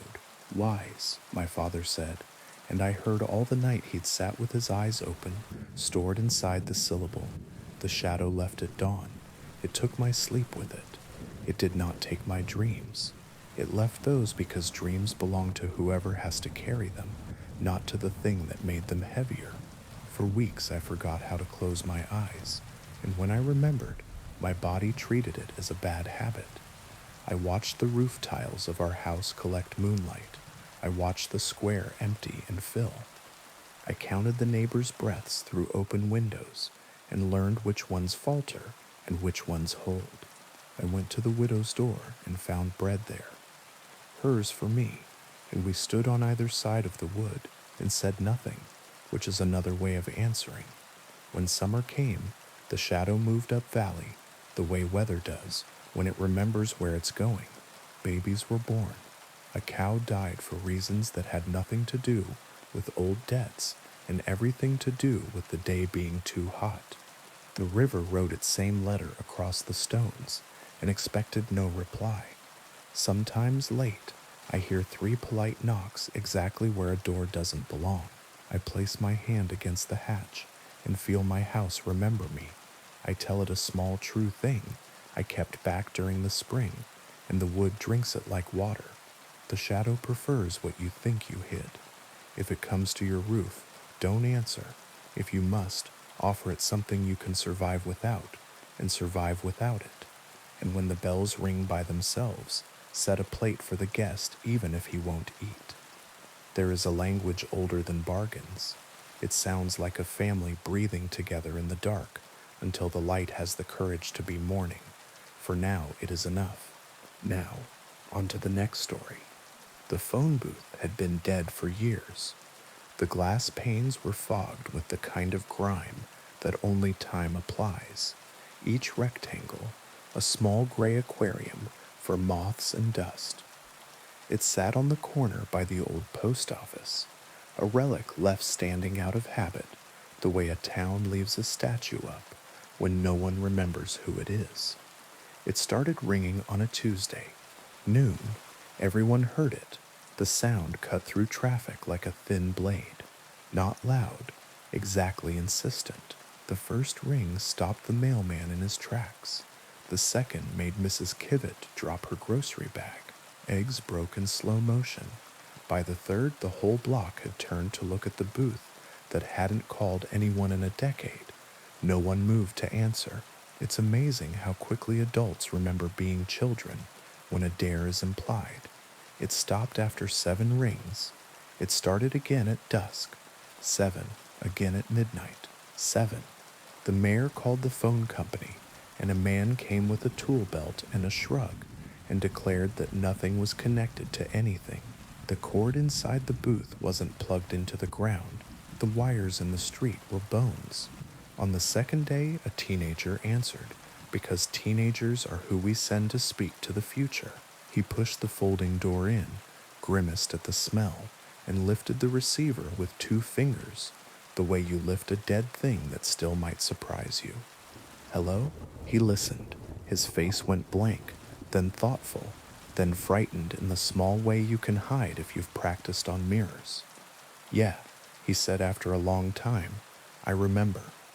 He hung up and walked home like rain had started, and he didn't want anyone to see him getting wet. No one could make him say who it was. Not his mother, not his friends, not the pastor who mistook curiosity for care. He changed his route to school to avoid the corner. On the third day, the booth rang at 7 minutes past 7 in the morning. Mr. Rosario, who has not been late to the hardware store in 30 years, stepped inside and picked up. Hola, he said cautiously. He listened. He said nothing else for a very long while. Tears rolled down his face into his mustache. He laughed once, the bad kind, the kind you make when you want to be polite to a pain that is visiting. When he hung up, he placed his forehead against the glass pane as if it were a cool hand. It was my mother. He told no one and everyone. She asked where I put her red scarf. She was always losing it. His mother has been dead since I was a child. After that, answering became a ritual. Not everyone did it. Some kept a wide berth, as if the booth were a stray dog that might bite. Others waited for the ring like church bells, hoping their name was in its mouth. It always rang 7 times, and if you weren't inside by the 6th, the door would stick on the 7th in a way that felt personal. It never called the same person twice. When it rang for me, the light was doing that late afternoon trick where it turns polite. I was walking home with a bag of flour and a lemon because pie is a spell you can cast on a house to make it remember happiness. The first ring reached into my chest and plucked the string that runs from childhood to the place where I store things I mean to forgive myself for someday. The second ring made me cross the street. By the third, I was at the door. By the fourth, I was inside, smelling the booth's old breath. I lifted the receiver on the 5th and said the thing you say when you don't know who you're about to be. Hello? A pause that wasn't silence. Air moving in a room I couldn't see. Hey kid, said my brother. He has been dead 5 years. The sound of his voice was a chair pushed back from a table, footsteps in a hallway you know by heart. I sat without meaning to. The booth did not have a chair. I just found myself lower, knees aching pleasantly. Where are you? I asked because grief trains you to ask useless questions. He laughed the old way, a little higher on the tail, as if gladness were something you could temper. Wrong end of the line, he said, but the line is thin tonight. I closed my eyes. The lemon in my bag pressed a small sun into my thigh. What's it like? I asked because people do. Like taking off boots you wore too long, he said. Like remembering a name took too much effort, and now you don't need names. Like walking in a house without corners. I put my head against the glass, against the town, against the day trying to be ordinary. Why the phone? I asked. The living need doors, he said gently. We don't, but we remember how to knock. We talked the way people talk in kitchens at the ends of parties, when the good plates are stacked and the last song on the playlist has been replayed 3 times because no one wants to go home. He asked about our father's stubborn knee. I asked about the dog that carried his shoe for a week after the funeral. He apologized for the last fight over nothing. I apologized for not calling back the day before the accident, as if the day before any accident were a place you could live indefinitely if you bought the right map. How long? I asked when the booth's air changed. A subtle thing like weather rearranging its furniture. 7 minutes, he said. The line learns you, and then it forgets you. That's its kindness. What do you need? I asked because love likes errands. He thought, or seemed to. Perhaps he wanted to comfort me with the shape of thinking. Hide the red scarf, he said, and laughed when I made the confused sound he must have expected. Sorry, not yours. I'm borrowing someone's ending. He shifted, and I heard the sound of a chair in a room I will never see. Live where your kindness doesn't exhaust you, he said. Stop answering numbers you don't recognize unless you want to. Lock the door to the room that hurts and open it once a year with cake. I don't bake enough, I said. You're holding flour and a lemon, he said, and I could see him grin even with my eyes shut. You're doing fine. The line thinned. I felt it in the bones of the booth. I have to go, he said, and the words didn't wound. They just were. Answer for someone else if you can, he added. Sometimes the number's wrong. The click when he left the line was small and decent. The receiver was heavier when it held no one. I stepped out into a town that looked exactly the same, and wasn't. The mailman waved. The mayor pretended this wasn't happening. A child pressed both hands to the glass and left perfect prints. The booth rang for months. The stories braided themselves through the town's days. A widow spoke to a daughter who had never lived to turn 12. A gambler refused to pick up and then ran 4 blocks on the 7th ring and found the door stuck and wept in a way that made forgiveness feel like a thing the air could do. The pastor answered once and said nothing after, which is how I knew the call was for him and not for his congregation. One night it rang, and no one was near. The sound bounced off the post office, off the closed bakery, off the statue whose name we'd forgotten. I ran because pie crust can wait, and grief has never been patient. I pulled the door, lifted the receiver, and said hello to buy time. A woman spoke, a voice I didn't know. She said a name that wasn't mine, syllables soft as a lullaby. I told her she had the wrong number. She laughed like turning a page. No, she said, just the wrong hands. And then she asked, is he there? The boy with the blue jacket and the bad haircut? I looked up. Across the square, a kid in a blue jacket hovered, halfway between leaving and staying.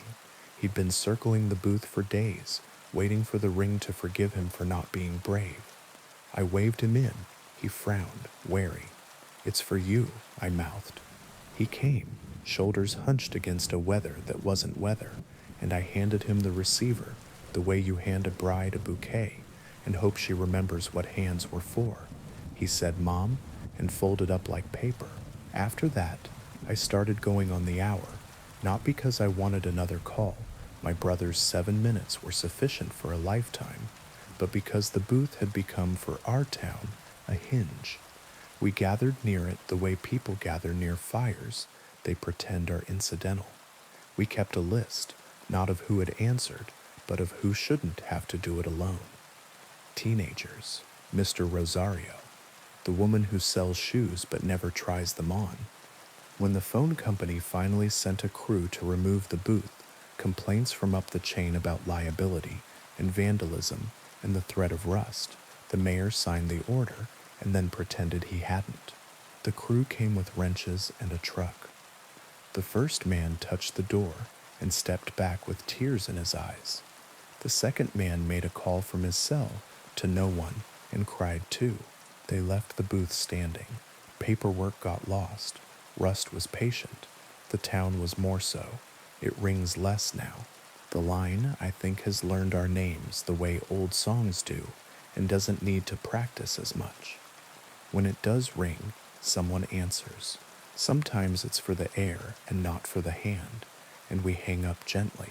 Sometimes it's for the wrong person, and we pass the receiver until the voice on the other end sighs, relieved, and begins.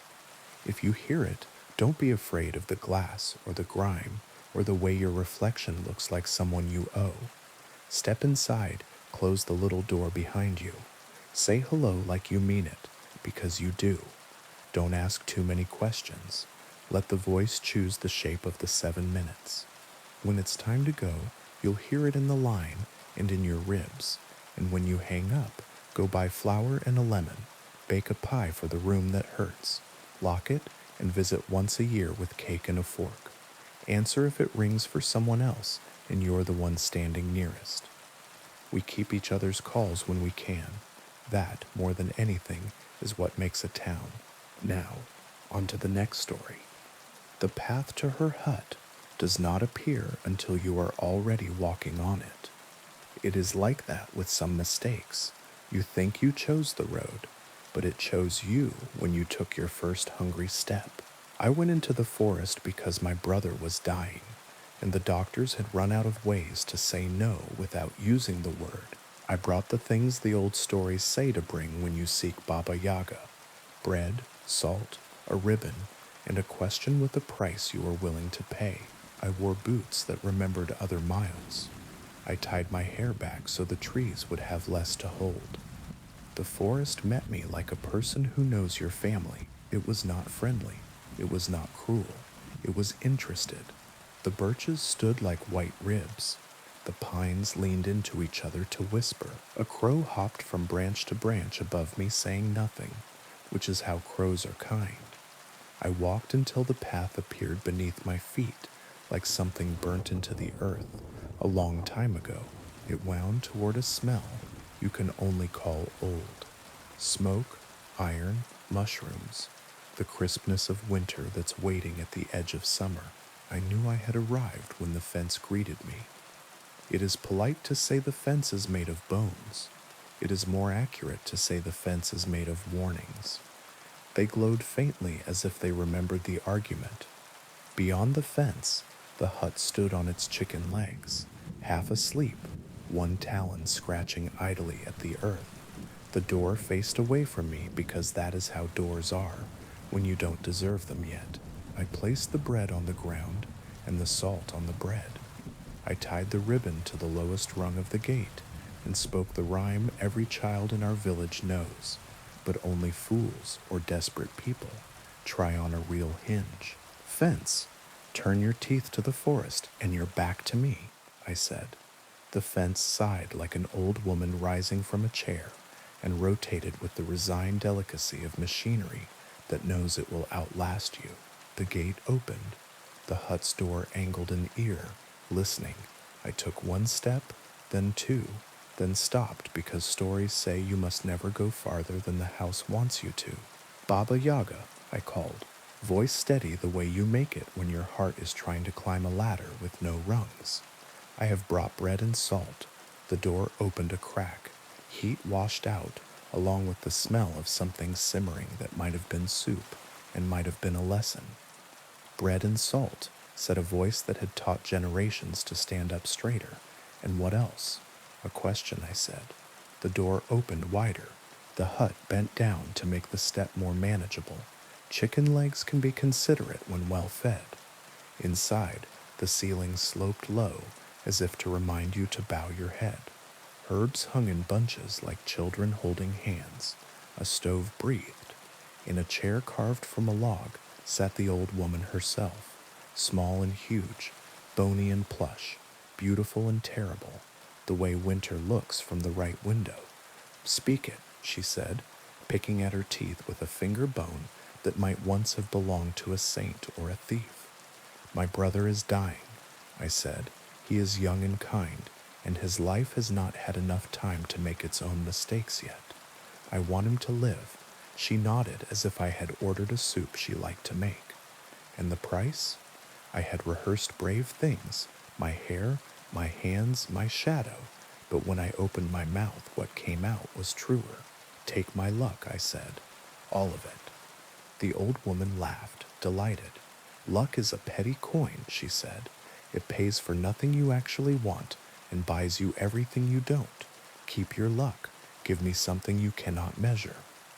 "My voice?" I asked, afraid then, because I am a person who speaks to earn rent. "Words are a renewable resource," she said. "Come now, don't insult me with thrift.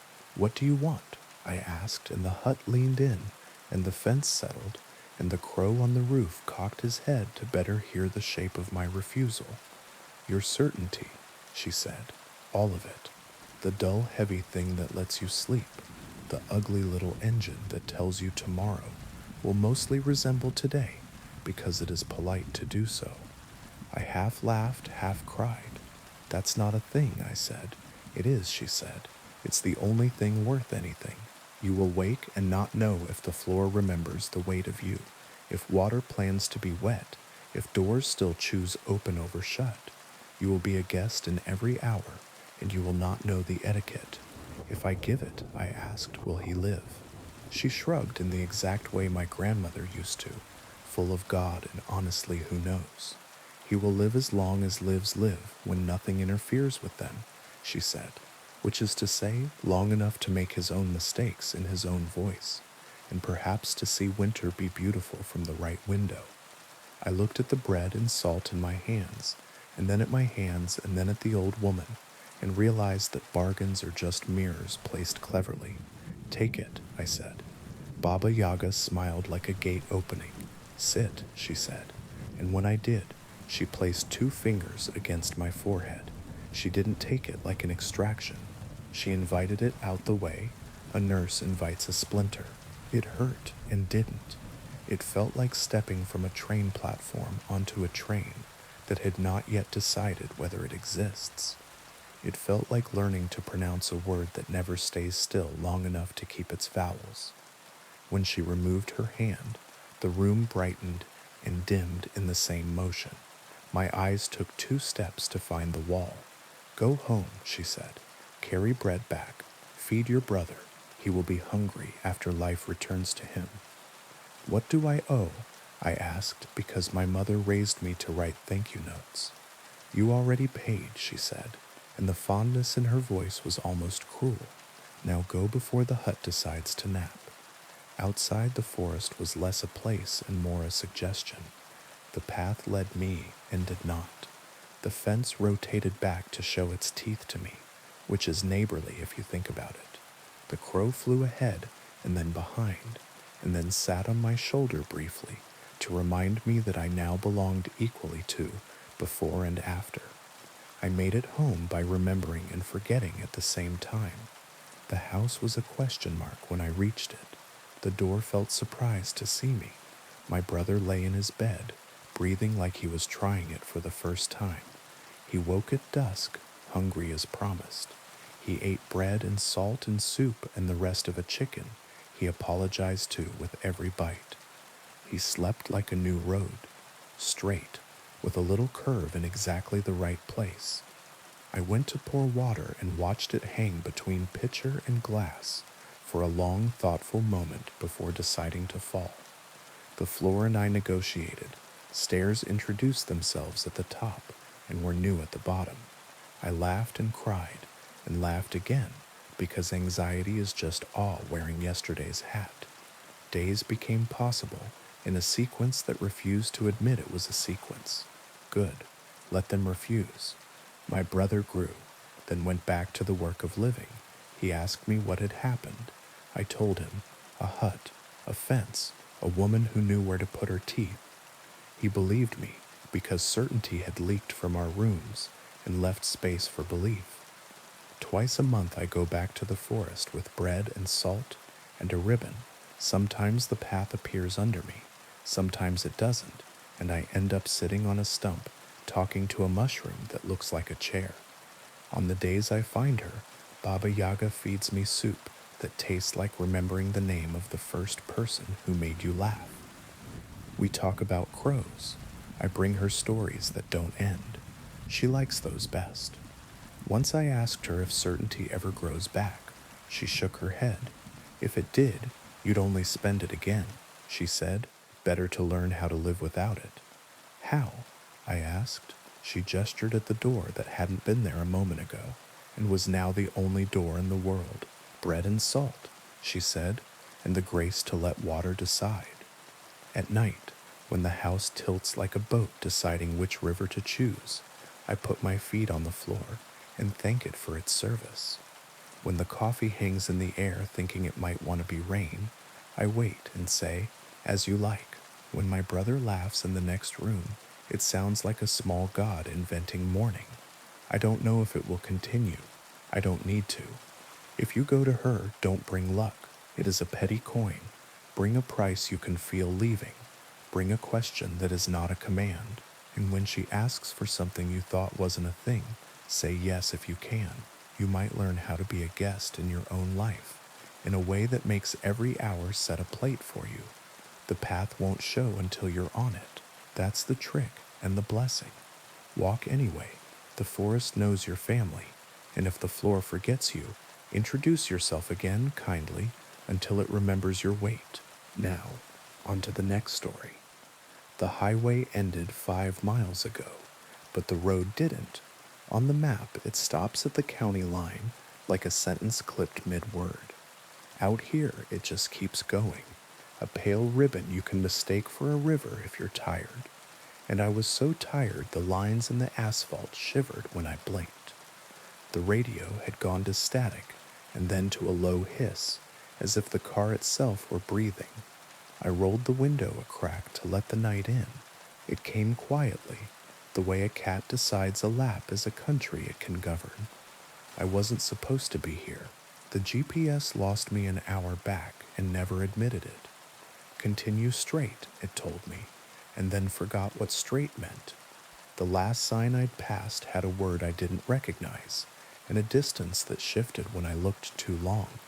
I told myself it was a prank.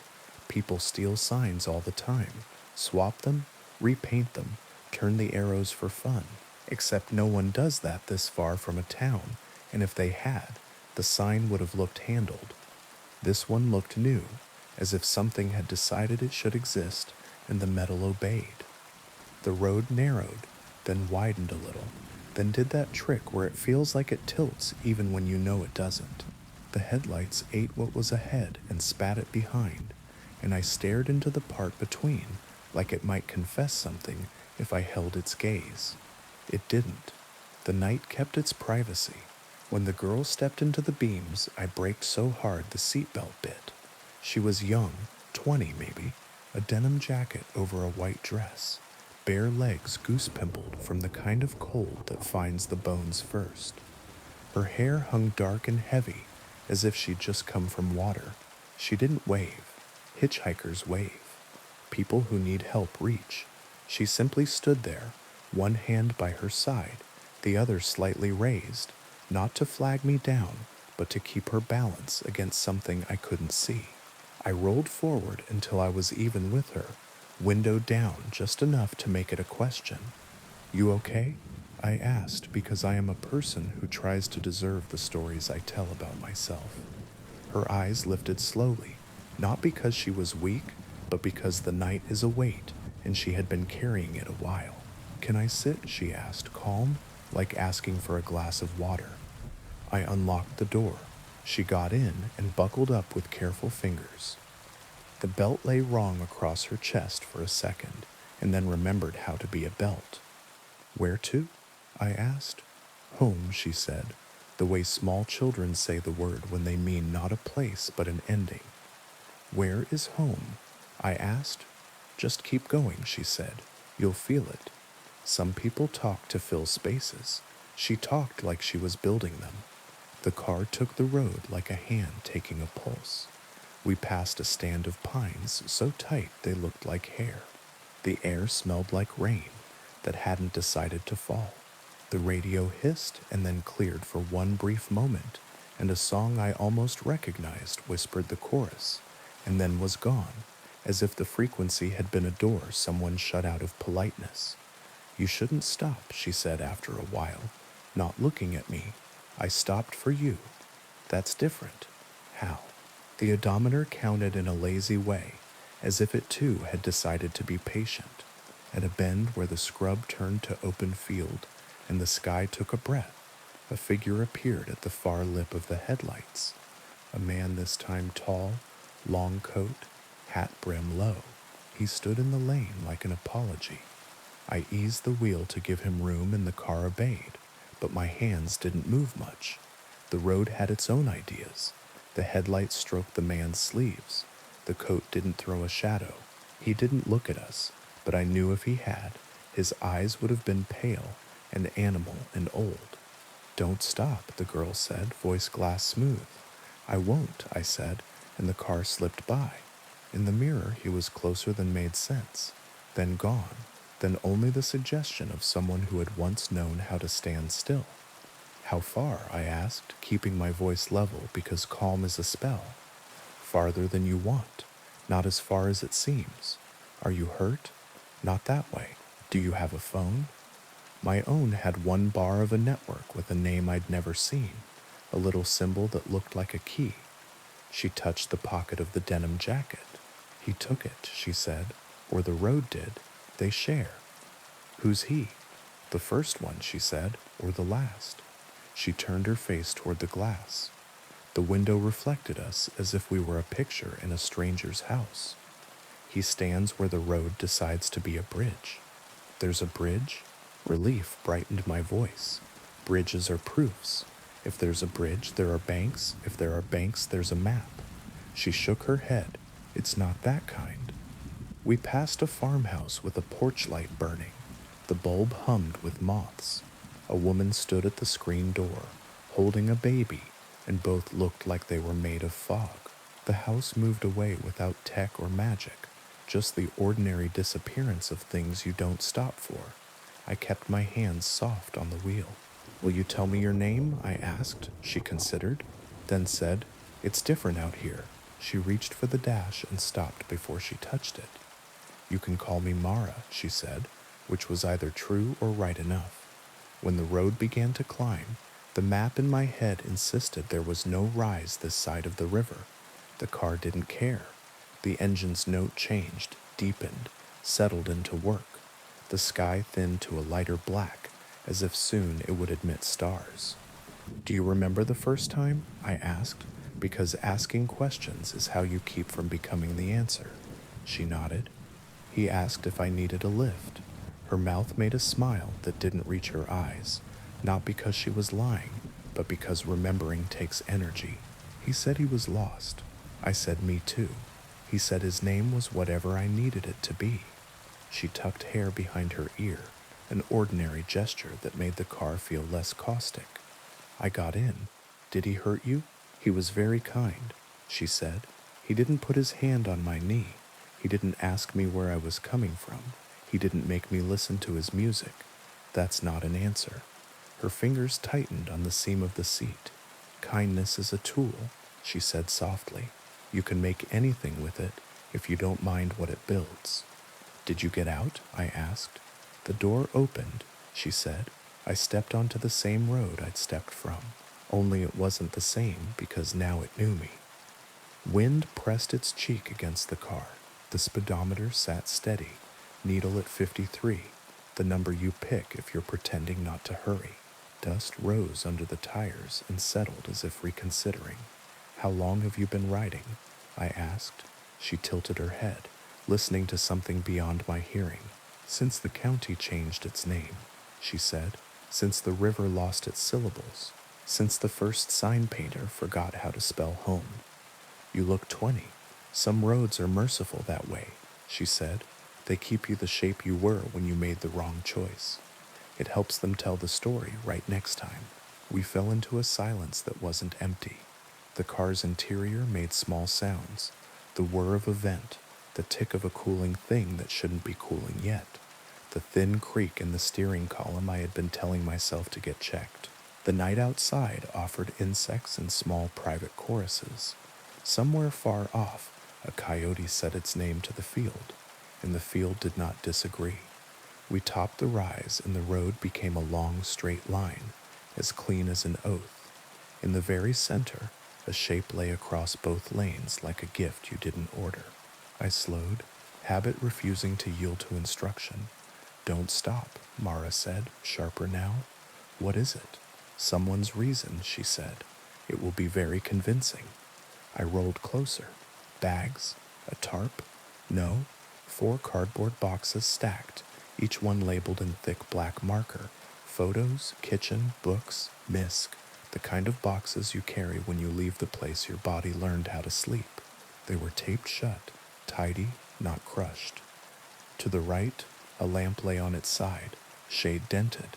To the left, a framed picture faced the stars. I recognized the frame. I had one exactly like it, and mine held a photo of someone who had left and hadn't taken their face with them. The boxes were exactly the kind a person can't drive past. I pressed the brake again. Not hard, a breath. "Don't," Mara whispered, and a second voice, very far away and very close, whispered with her, the voice that lives behind your ear and knows the size of all your nearly. I passed.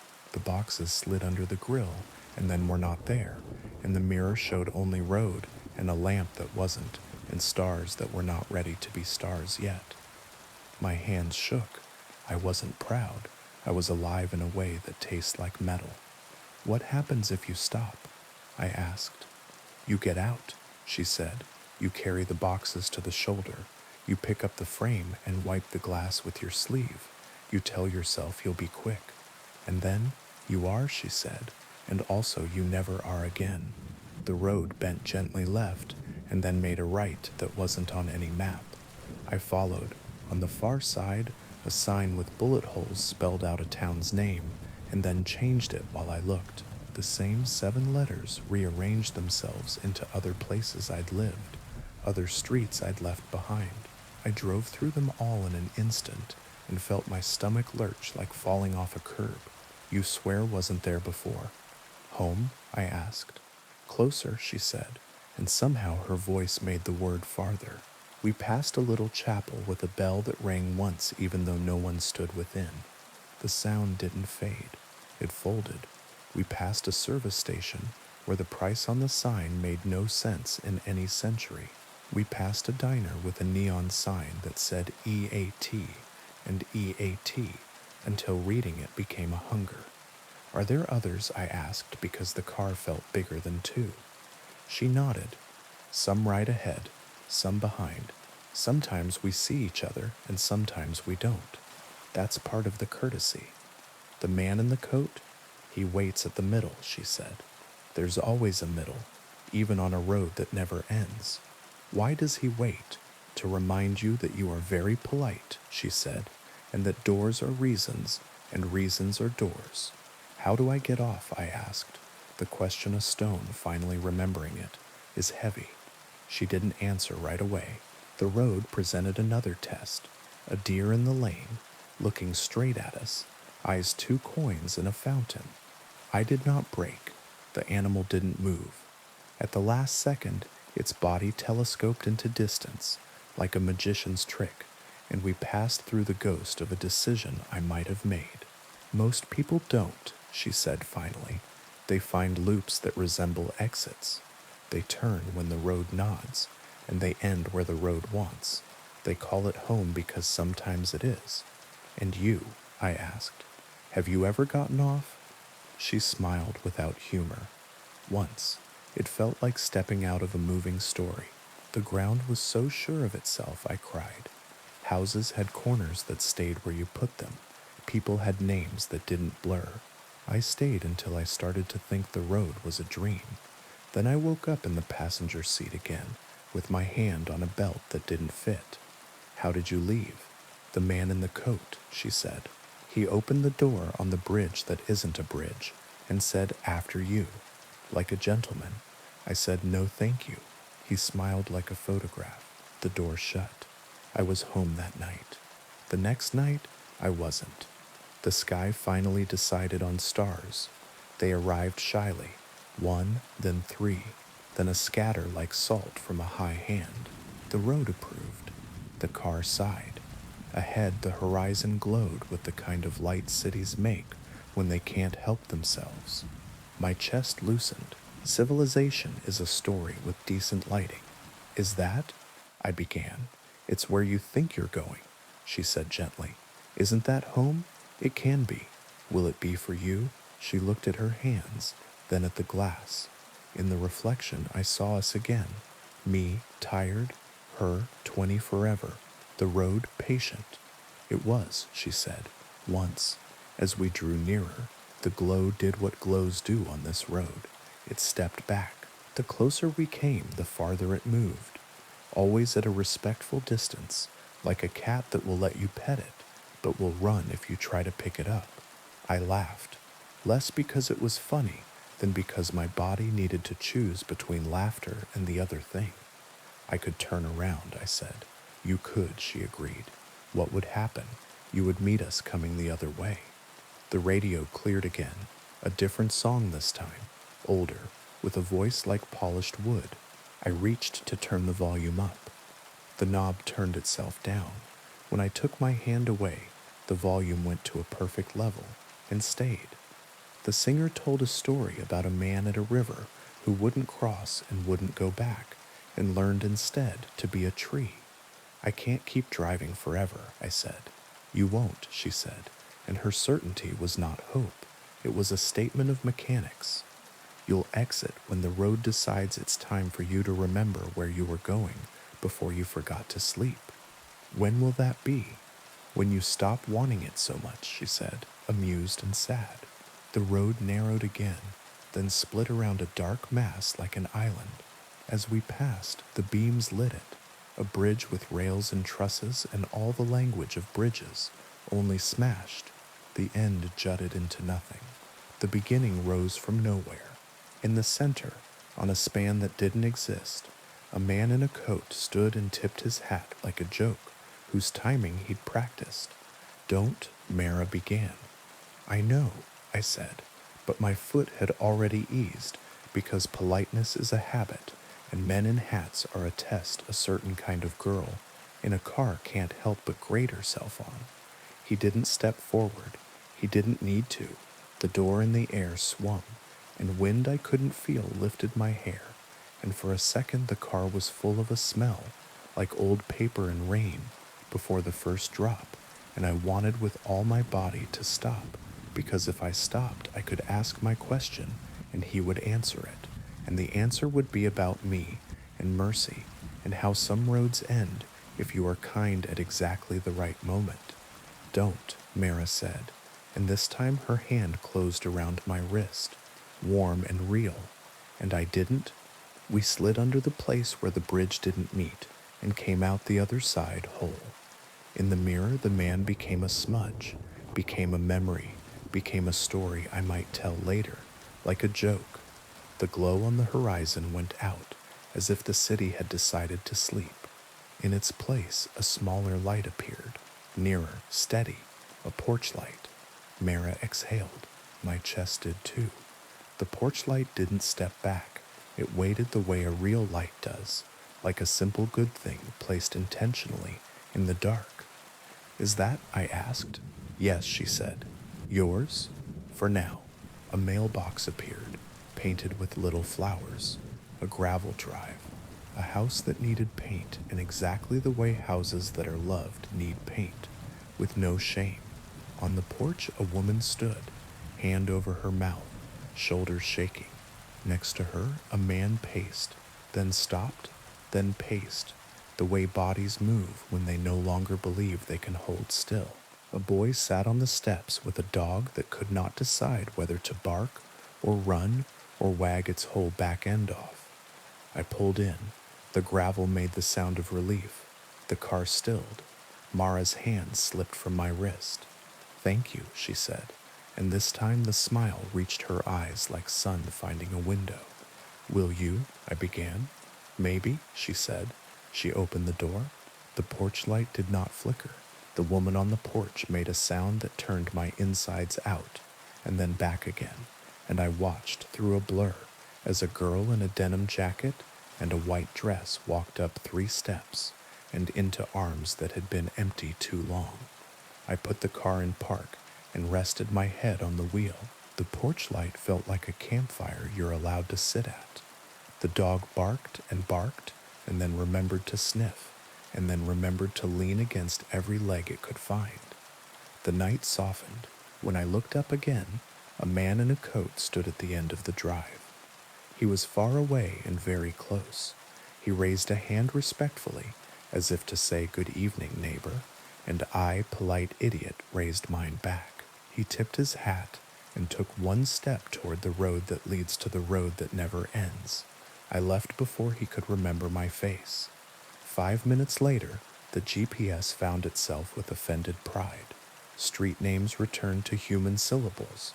The radio gave me a station with commercials for mattresses. The air outside smelled like someone else's lilacs.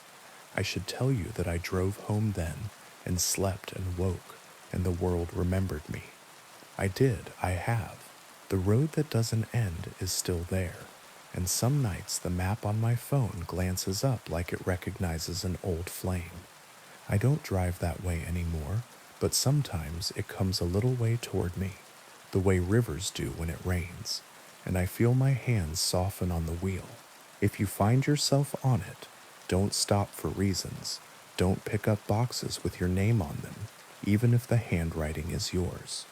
If someone in a coat opens a door that isn't attached to anything and says, "After you," smile like a person raised by wolves who learned manners anyway, and say no thank you, and keep going until a single porch light stands its ground. When you see it, you'll know. It won't move. It won't bargain. It will not be a glow on the horizon that keeps stepping back. It will be a small, stubborn circle of ordinary. It will be enough. Now, on to the next story.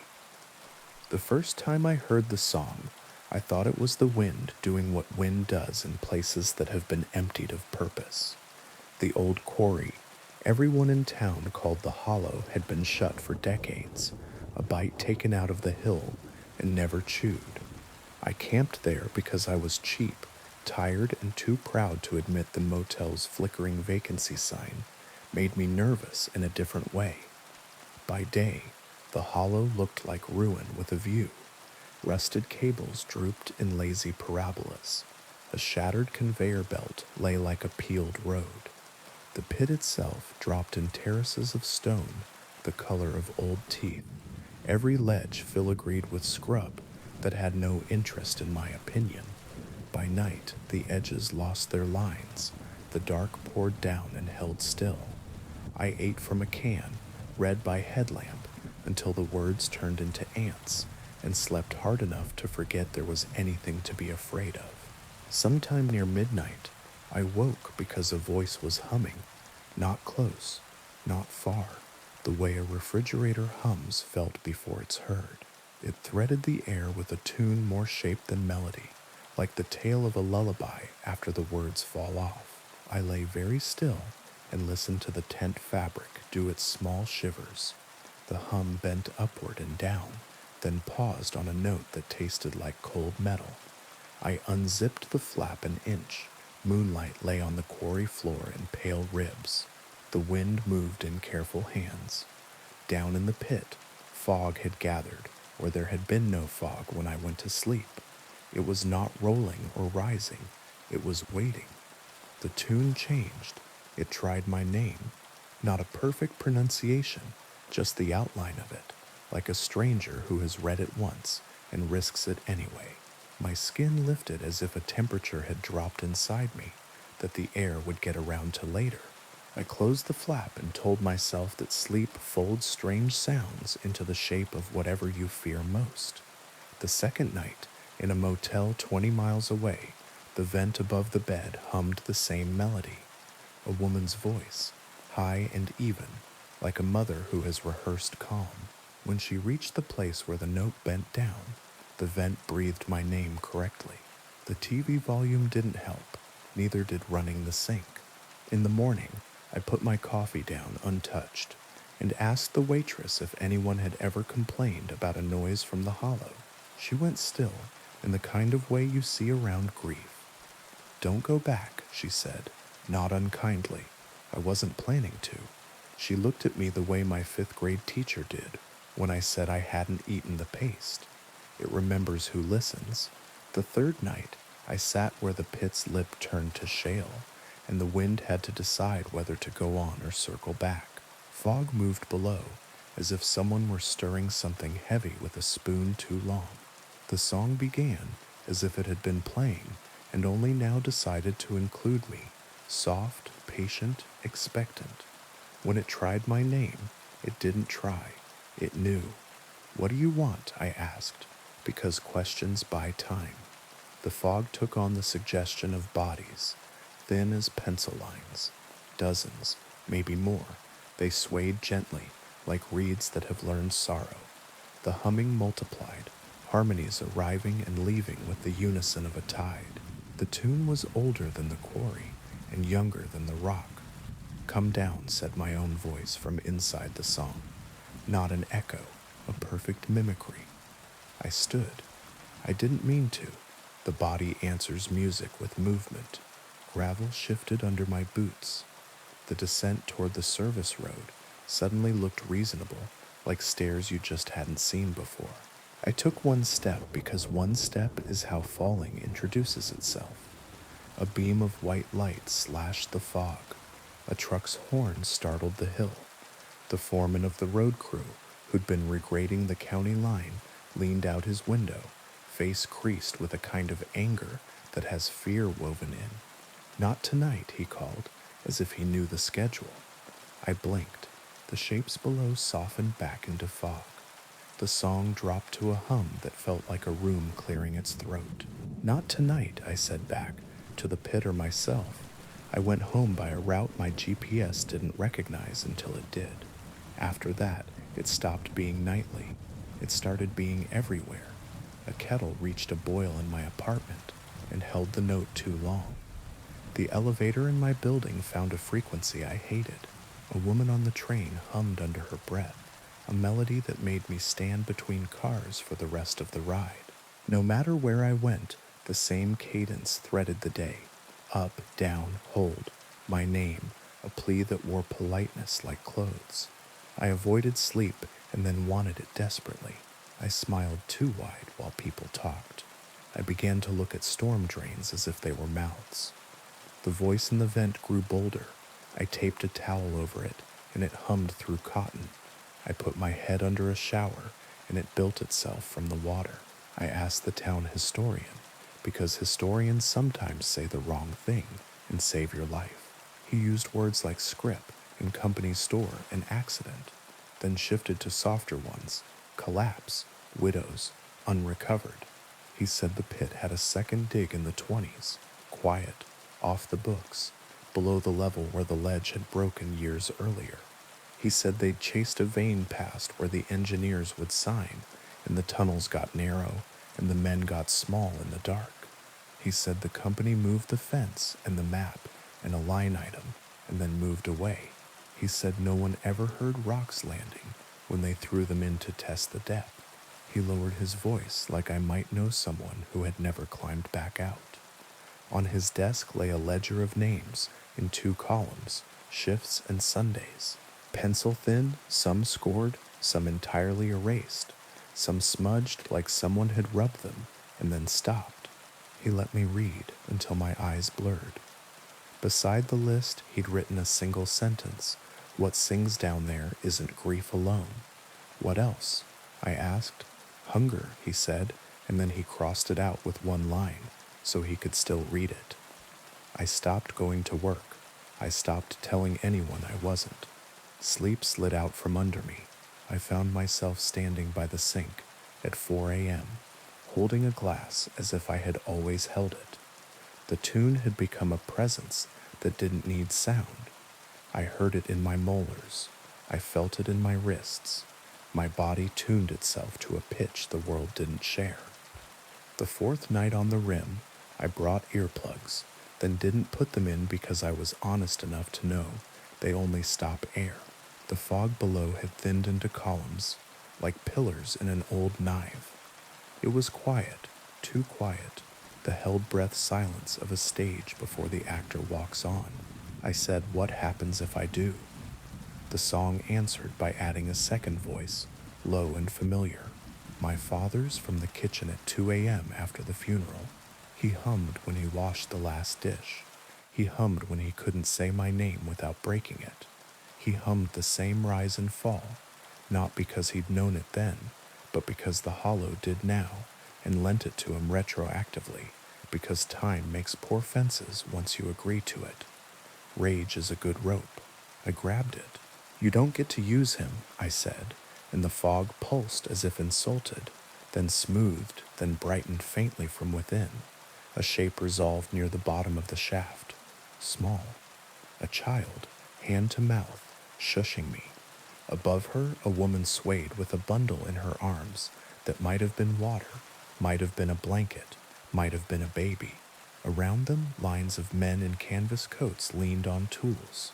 They were still as photographs, and yet they were moving, a posture learned when a voice is near you. Want to honor. "What are you?" I asked. The answer reached my chest without touching my ears. Not one, many, not dead, not only. "Do you want me?" "We want what listens." "Why me?" "You stayed. I did. Not at the rim. I'd run. But everywhere else, in the vent, at the sink, on trains, in doorways. I had made space for the song in hours where memory should live. What happens if I go down?" The child raised both hands in a pantomime of lifting. The hummed melody found a note halfway between welcome and warning. The fog took on the suggestion of walls. The pit felt narrower. "Say I did," I said, bitter now.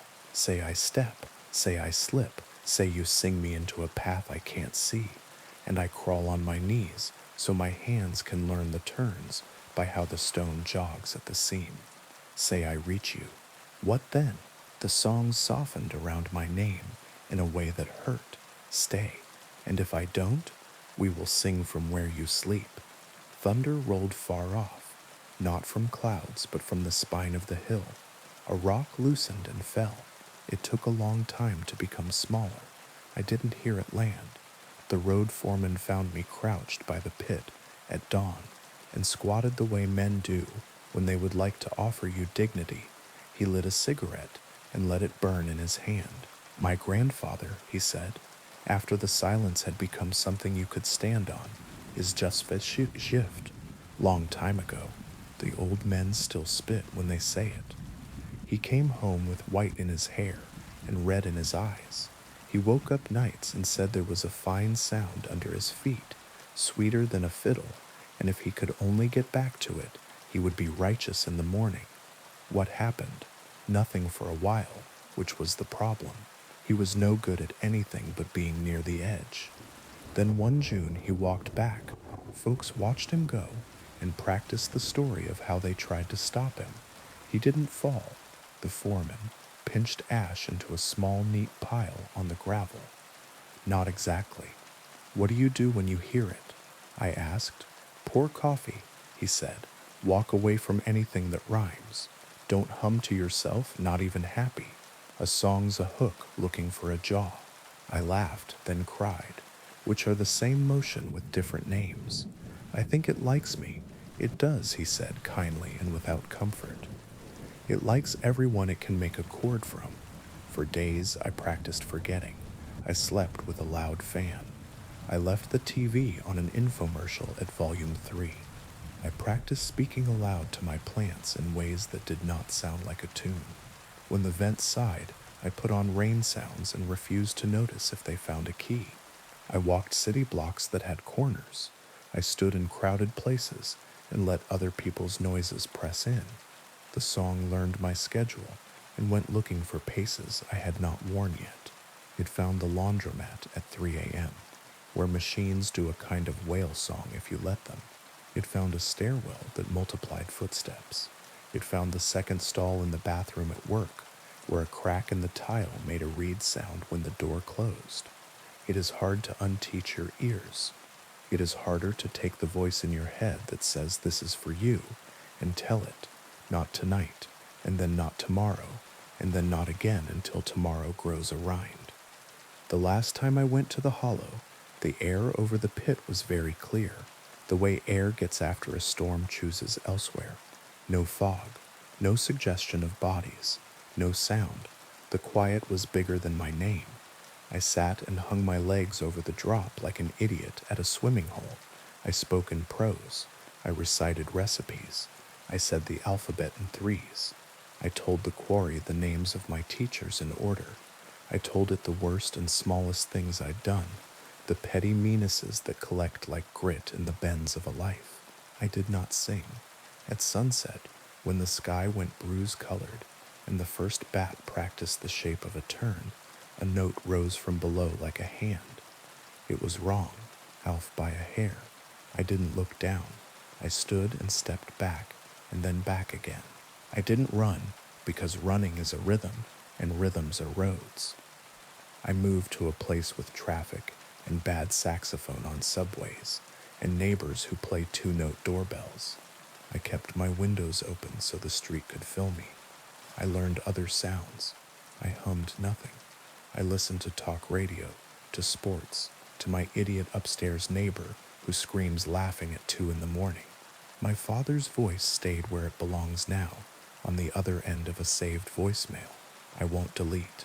When the kettle catches a certain pitch, I lift it off, let it cool, and set it back down sideways so it will remember to be water. Sometimes, in the middle of a crowded day, a truck backing up will hit the interval just right, and my mind will walk to the edge. Sometimes I wake and hear the vent breathe one note too long, and I put my palm flat to the wall and tell it a list of groceries until the list runs out of tune. Sometimes I hear my name from a mouth in a room I'm not in, and I say, not tonight. The hollow is a place where stone remembers a choir. It is also a habit in the body. It will be, forever, one of the ways I could end. I think of the child who raised her hands. I think of the foreman's grandfather, righteous in the morning he never reached. If you camp near a pit people call by a proper noun, be suspicious of your bargains. If a song finds you, give it a shape with a door and get out of the room. Do not go to vents. Do not test wells. Do not practice humming. When it uses your father's voice, don't answer. When it learns yours, teach it boredom. When the wind is only wind, think it aloud, badly and flat. Make your voice a dull instrument. Hang on to ugly noise. Stay where corners keep their promises.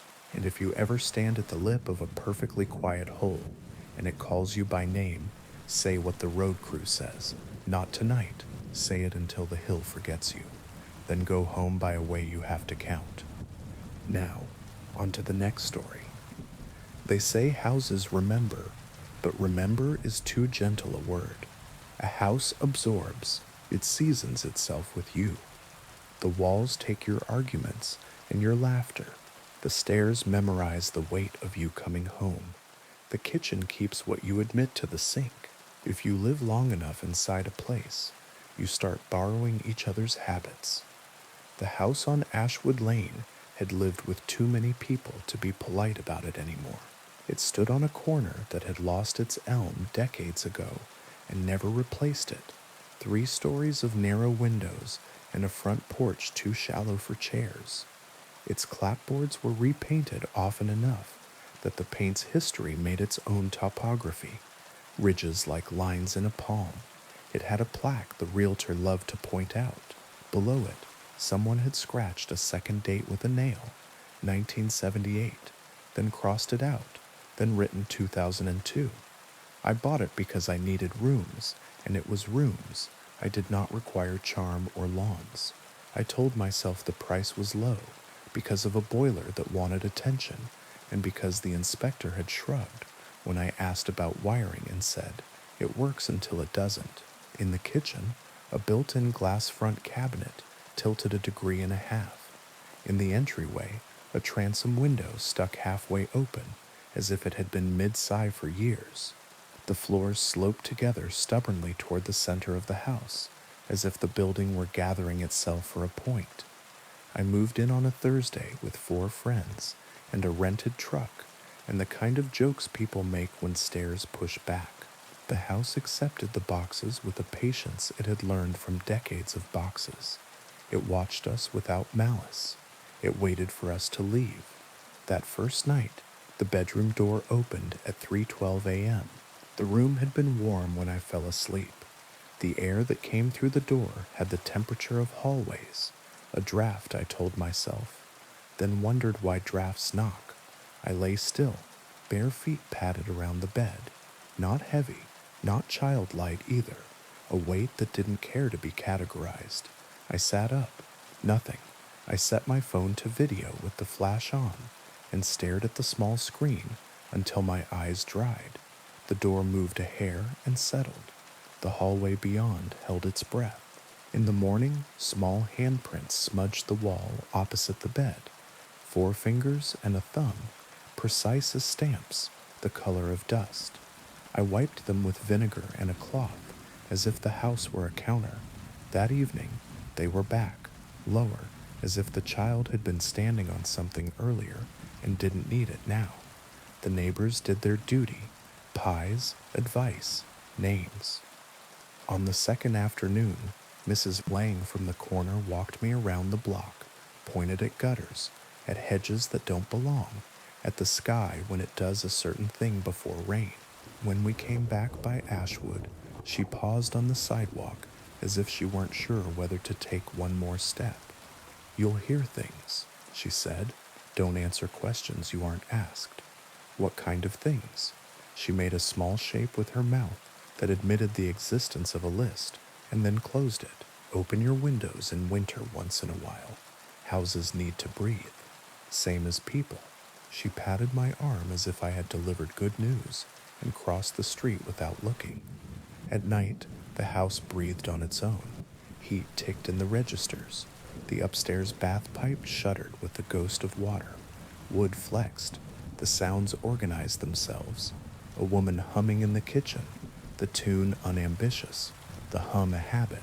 A man pacing in the study. The way sound changes when it crosses a rug.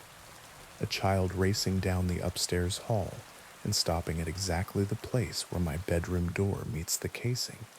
I did the ordinary exorcisms, salt across thresholds, because my grandmother had cheap white candles and sills for light shapes. A bell rung room to room because a friend had sworn it had helped during a bad year. The bell's note made a place in the air, and the air closed over it. The third week, a toy horse stood on the mantel. I hadn't put it there. It was wood, small enough for a child's pocket, varnish worn to a fondness, not antique store charming, necessary. I put it in a drawer. It reappeared on the mantel at noon. I threw it out. It was on the kitchen table when I woke from a nap, standing neatly on the seam where the leaves join. I set it on the porch railing facing the street. In the morning, it stood in the hallway at ankle height, and I almost broke my neck tripping over it. "Okay," I said aloud, because compromise keeps the peace. "You live here too." I put it back on the mantel, center, where the wood had a slight lighter place that suggested long occupation. The house softened around that. The humming grew fainter. The footsteps took up a gentler route. The handprints stayed, but moved with me room to room, as if the child were learning the new house by my tour. I learned the history the way you learn any complicated thing, by collecting small specific facts until they begin to stack into a structural truth. The town records listed owners who left suddenly. One family had defaulted 3 months after a baby's funeral. Another had sold at a loss right after a fire that never fully scorched a wall.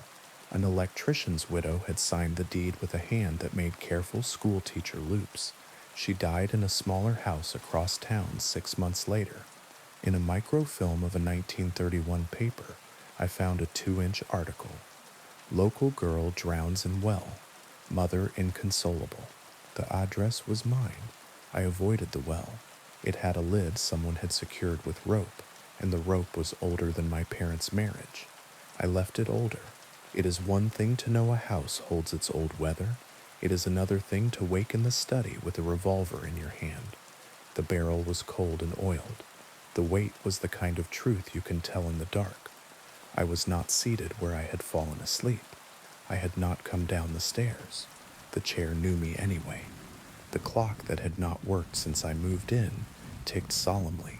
A whisper behind my ear, that complicated space between house and head, said careful and kindly, "It doesn't hurt for long." I set the gun on the desk and stepped away. The wood moved under it. I blinked. The gun wasn't there. The desk had a small dent where a heavy thing had rested often. I called a friend and asked if she would sit in the kitchen with me a while. She arrived with bags and a loud laugh. The house met her like a dog that's good with children, but not men. After an hour, she frowned at her phone. "Do you hear a baby?" she asked. I lied. Traffic. She nodded, relieved, and left before night, because somewhere in her body she knew I would ask, and something in the house would not let me. I stopped inviting anyone. The house grew pleased. The humming drew closer to the register I sleep in. Some nights I woke to the smell of bread baking, imaginary and exact. Some mornings the mirror blurred as if hate had exhaled on it. I wrote lists to convince myself I was living. Fix that one sash, oil the hinge, replace the 2 cracked tiles by the stove. I did the work. The list did not get shorter. The basement door locked when I walked by, not with the violence of a movie, with the patient click of a teacher closing a classroom, so you won't be distracted by what is outside. Once, late, I leaned against it and pressed my ear and heard a low conversation in a language I almost understood. The grain's complaint, the pipe's arithmetic, the soft cadence of concrete telling itself how to hold. The 3rd month, the house offered me mercy. It played me a memory that wasn't mine, but could be if I laid down my own, on the nursery floor, because I had begun to call it that. And what you name is yours. The rug rippled like heat over tar. A woman seated in the rocker materialized from nothing, not like a ghost, but like a fact I had missed until now. Hair pinned, sleeves rolled, forearms pale from dishes, a child at her shoulder, doing that breathy, almost laugh babies do when milk is near. She looked up at me, irritated at the interruption, then softened, the way mothers soften when they decide you are tired, not malicious. She said, "You'll wake him." She and the boy became gathering smoke that smelled not like fire, but like a wool coat hung near one. It is difficult to pack a bag when the house knows. Boxes opened themselves. The tape would not stick. Keys went missing and turned up exactly where they belonged, laughing the small mean laugh of objects. I threw 3 sweaters in a duffel and zipped it fast and found it empty. An hour later, and the sweaters folded in my drawers better than I ever fold. "Stop," I said into a corner, charming the shadow like wayward salt. "What do you want?" From every room at once. "Stay. Remember with us."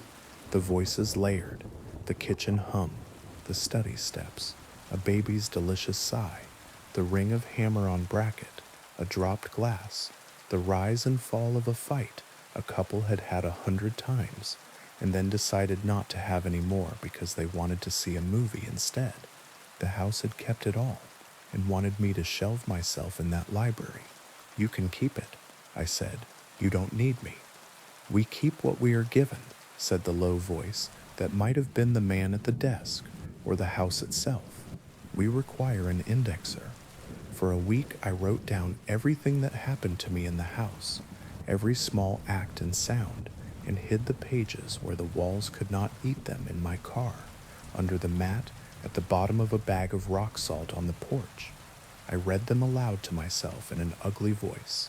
I made my memories heavy in the air so they would belong to the air and not the plaster. When the house offered me old bread smell, I burned toast and cursed it. When it offered laughter in the room where I watched shows, I put on a documentary about bridges and let the narrator's soothing voice knit a scaffolding. 2 nights before I left, the well lid creaked, not because the rope failed, because courtesy. I went to the kitchen window and looked out across the scraggly yard and saw nothing. The lid returned to settled. The smell of wet stone came under the back door like a cat. I let the back door stay shut. I slept sitting up by the front door with my bag on my lap and every light on and my shoes on my feet. At 3:12, the bedroom door opened upstairs, even though no one was in the bed. Bare feet circled nothing.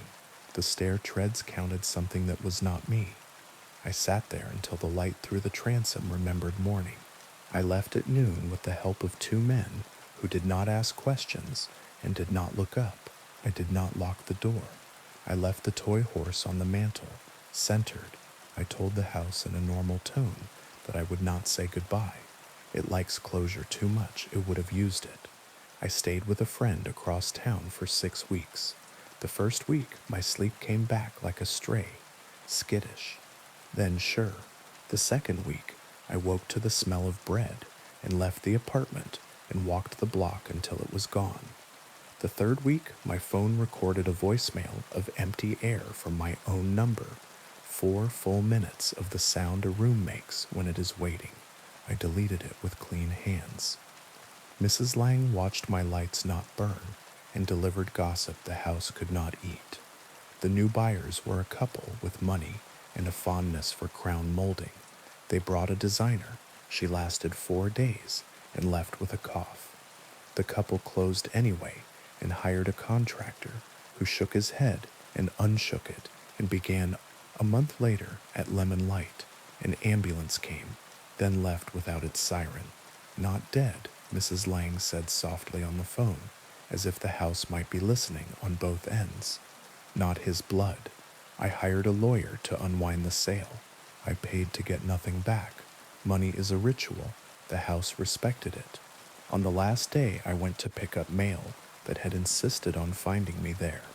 The porch boards gave under me, the way old bread does under a knife. The front room held its furniture-shaped air. The mantel, of course, held the horse. I didn't touch it. I set the mail on the floor. I said aloud into the corner of the ceiling, "I lived here. I declined to be filed." The transom exhaled. The upstairs hall counted. The kitchen made the sound of a chair sliding back. A child's handprint smudged at knee-height on the door frame, fresh as breath on glass. I pulled the door shut behind me. The lock clicked the way it does when a house locks you out of kindness. In my new apartment, flat floors, sullen radiator, windows that stick in summer, I keep nothing I would cry over losing. I buy bread at the bakery and hand the bag to the air. Here, if you want to smell it honestly. I keep a wooden horse in a drawer that has never opened itself. It is not the house's.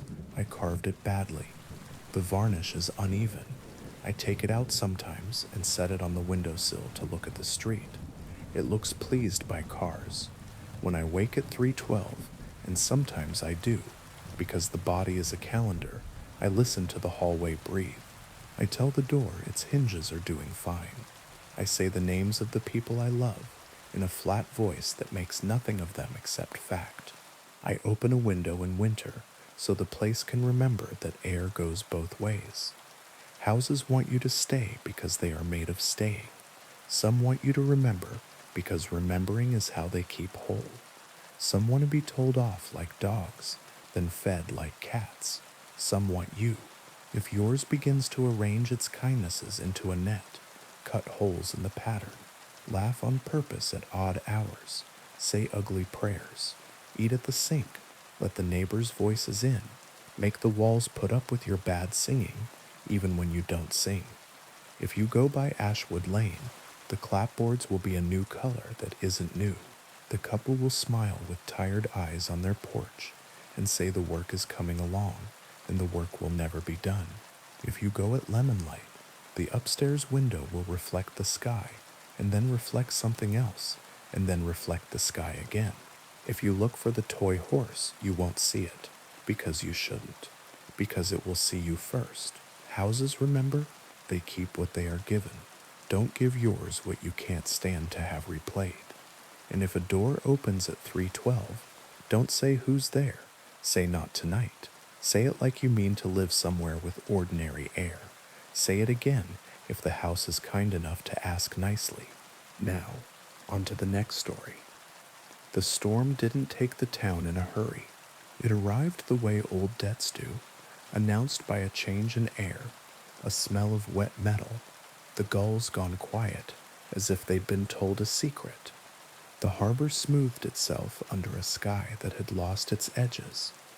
Every house on the cliff shut a single blind, then another, the way eyes close when they don't want to see the ending. I sat my shift at the volunteer station with the radio tuned low. The lighthouse proper hadn't worked in years. Automation, budgets, but the beacon still spun on calm nights because the town liked the look of it. The real work was below, at the end of the breakwater, where a pole held a LED that blinked red with bureaucratic rhythm. It never failed. It just wasn't enough.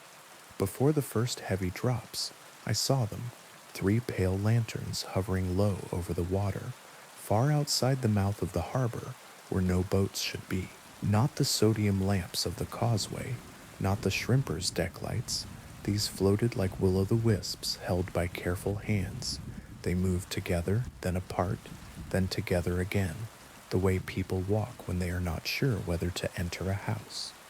I reached for the binoculars, even though the rain had started to stitch the air.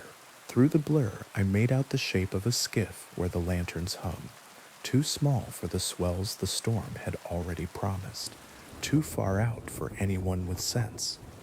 A figure at the bow lifted a light and turned, as if looking for a channel that had shifted while they blinked. "Don't," I said to the glass, to the weather, to anyone who might be listening. The radio crackled with the dispatcher's voice, businesslike, half bored. "Heads up, Station 2. Report of lights off Greystone. Anyone on eyes?" "I've got them," I said. "Skiff, lanterns. No call sign. They're not coming in. Not coming in, how?" "They're not finding us," I said, and wished I had a better word for what the ocean does when it reorders maps. The old men at the station call those lights the drowned. Not because they belong to the dead, though that's always in the corner of the story, but because they come from the shrine that fell into the bay 140 years ago. It sat where our breakwater sits now, a wooden pavilion built on pilings, a place to leave coins and wishes and thin paper charms that fluttered in wind that had learned manners from prayer flags. One storm took it. The pilings cracked, the floor tilted, the lanterns went under and kept burning where the eyes couldn't see. That's how they tell it, without smiling. Sometimes, on nights like this, the lights rise again and ask the living to remember the way in. I put the horn on the roof and sounded a warning. The low note went out across the water and came back wrong, bent by rain and tide. I grabbed the emergency bag because you always grab the bag, and I ran for the breakwater because you always run for the place where rocks look like help. By the time I reached the end, the lanterns had drawn closer, 3 small fires cupped in careful hands, level with the waves but not afraid of them, moving with the tide and against it. I could make out the skiff's hull now, pale plank on pale water, and the person at the bow, a boy in a raincoat that had lost its yellow, hair plastered to his forehead, eyes fixed on the red blink like he could stare at brighter. "Turn back," I shouted, pointless. The wind filed my words until they were too thin to pick up.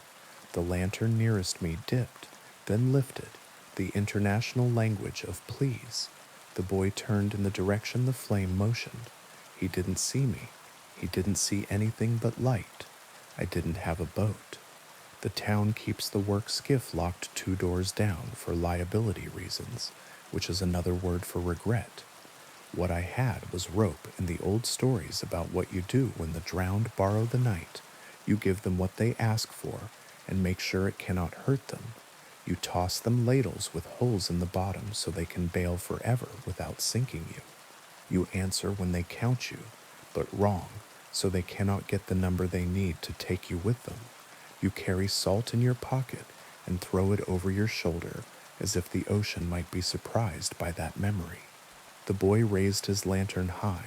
It was made in the old way, wooden frame, rice paper sides, a wick that did not mind rain.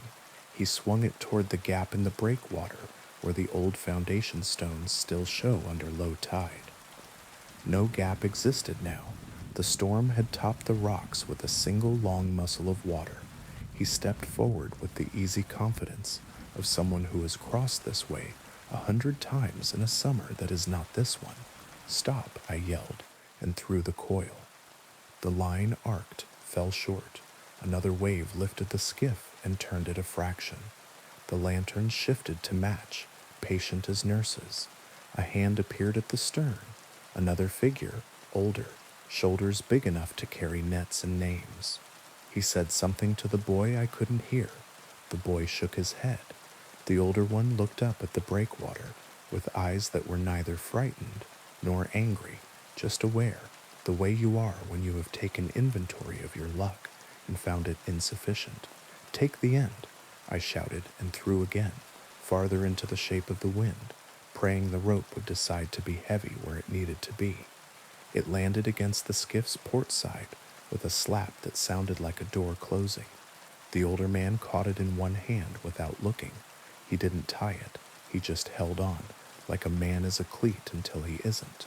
The lanterns dipped again, once, twice. The boy turned them toward the break in the rocks that wasn't there, and for a second, just one, the water lifted as if rising to the idea of a channel. The skiff slid in. The rope went taut between my hands and the older man's. It hummed. "Let it go," I called, because the humming had a pitch I knew from the vent above my bed on nights when the wind wants to be a song. "Let it go, and follow me, but the drowned don't let you do both. If you drop the connection, the lights move on, patient, polite, expectant. If you hold the connection, they guide you, and their idea of safety is not yours." The boy stepped onto a rock that had no dry on it. The older man's hand tightened on the rope. The skiff slid sideways and did not lift with the wave that should have lifted it. The lantern ceased to need hands. I don't make heroic decisions. I do the next sensible thing badly and with sincerity. I wrapped the line twice around the iron post at the end of the breakwater and leaned my weight into it and prayed I wouldn't get the older man killed by giving him something to fight that wasn't the ocean. "Turn your light," I yelled at the boy, because light is language, and he was listening to the wrong conversation. "Turn it to me." He did, not because I had any authority, but because I sounded like a shoreline, and he had forgotten how to find one. He swung the lantern toward my face, and for a second we saw each other plain. His eyes were not young at all. Mine were tired. Rain made us both strangers. The lantern's flame licked my cheek without burning. It smelled like salt and something older than oils. I lifted my free hand and shaped the air as if it were a knob. I turned the boy's lantern toward the red blink at the end of the pole, and then past it to the left where the channel actually ran tonight, which is not where it ran last week and never where it plans to run tomorrow. It took him a moment to understand that I was asking him not to follow the light to the light, but to aim the light at the way. The older man read it first. Something in his shoulders changed from resisting to remembering. He shifted his weight. He didn't pull. He held. The rope hummed a new note. The skiff found water that wanted it. The 3 lanterns moved to match, one leading a fraction, one flanking, one hanging back as if to count. The boy held his higher. The older man stepped closer to the center of the boat, feet following memory, not map. Together we slid the skiff along the wet top of the breakwater's logic until the inside water calmed enough to welcome them. When the bow kissed the lee side of the rocks, the older man let the rope fall. The boy's lantern guttered and flared, then burned steady. I dropped to my knees and hauled until the skiff's hull scraped the stones, and the boy stumbled into the small and particular gravity of safety. He looked at me like a person looks at a window after getting out of a locked room. The older man tied nothing, thanked no one. He was the kind of grateful the ocean approves of. Quiet, practical, already attending to the next thing. Behind them, outside the mouth, the three pale lanterns hovered a moment, then drew apart, then sank, slowly, as if reluctant to leave a conversation they had almost finished. The surface closed over them, as cleanly as a lid. The red blink resumed its rhythm. The storm decided to take itself more seriously, and began. We brought the skiff up the inside of the wall in quick, small pulls, the boy carrying his light like a child carries a cat, possessive, careful, reverent to a degree that does not admit reason. When we reached the inner dock, neighbors gathered in that way, small towns do, all at once and out of nowhere, with blankets and questions. No one asked about the other lights. They knew better. Someone pressed a mug into the boy's hand. Someone else clapped the older man's shoulder and missed the way he flinched. Later, when the radio had finished with its relief, and the checklist had been checked twice, and the rain decided to become a wall rather than a suggestion, I went back to the end of the breakwater alone. The surface outside boiled with white, in patterns only the old men could name. Somewhere under that muscle lay pilings that had once held the shrine, lantern hooks that had once held prayers, paper that had once held names. Somewhere under that, older still, lay the reasons any of us ask the sea to let us cross it, and the sea's slow answers. I tossed a handful of salt into the air because it was in my pocket, and because superstition is a promise you make to everything you can't fix. The wind took it, and returned a little to my face, which is the sea's way of saying in you. The next morning, the boy's mother found me at the station, with a pie and a letter in bad pen. The pie was necessary, the letter was not. It said nothing about lanterns. It didn't mention the way the rope hummed. It thanked me for being outside when someone was lost. He kept the lamp, she said, when I asked. His grandfather says it's ours. The older man was the boy's grandfather. Then, of course, carrying a skiff through rain is a heritage. He stood at the door while his daughter spoke. He didn't look inside. His hair had a new white in it, the kind storms paint when they need to leave a record. You'll see them again, he said flatly. Not a threat, a weather report, maybe for us, maybe not. I nodded. The pie smelled like cinnamon and apology. My hands ached where the rope had asked questions they answered poorly. Some nights, long after the breakwater dried, and the pole blinked, and the beacon on the hill spun out of nostalgia, the three pale lanterns return and hang far outside, polite and patient, asking to be followed by anyone who has a reason. I keep rope near the door. I keep salt in my pocket, not because it changes water, it doesn't, but because it changes me slightly, and that seems to be the bargain. If the lights want me, they will know my name the way the fog did. I will choose to stay, then choose again and again until the choice gains weight. If you see old light on new water, aim yours at the way, not the flame. Throw holes to the hands that ask, don't count correctly. And if a lantern rises dripping from a place where wood should not remember fire, treat it like a neighbor and not like a sign. The shrine still burns down there. Some prayers take longer to finish than others. On our side of the surface, we keep an eye on the channel and pretend the red blink is sufficient. On most nights it is. On the others, bring rope. Now, on to the next story. There's a church on the hill with a saint who watches the town sleep. People say she's older than the church and younger than the hill. The hill came with the land, the church came with a donation, and the saint came with a story. They set her in a niche above the side door decades ago. Plaster over wood, paint tempered by a steady hand, a robe the blue of laundry sitting in a basin, a mouth small and determined, and the first thing she did was look like someone you knew. Her glass eyes had a film over them when I was a kid, which made adults talk lower in her shadow. At dusk she seemed to see more of you.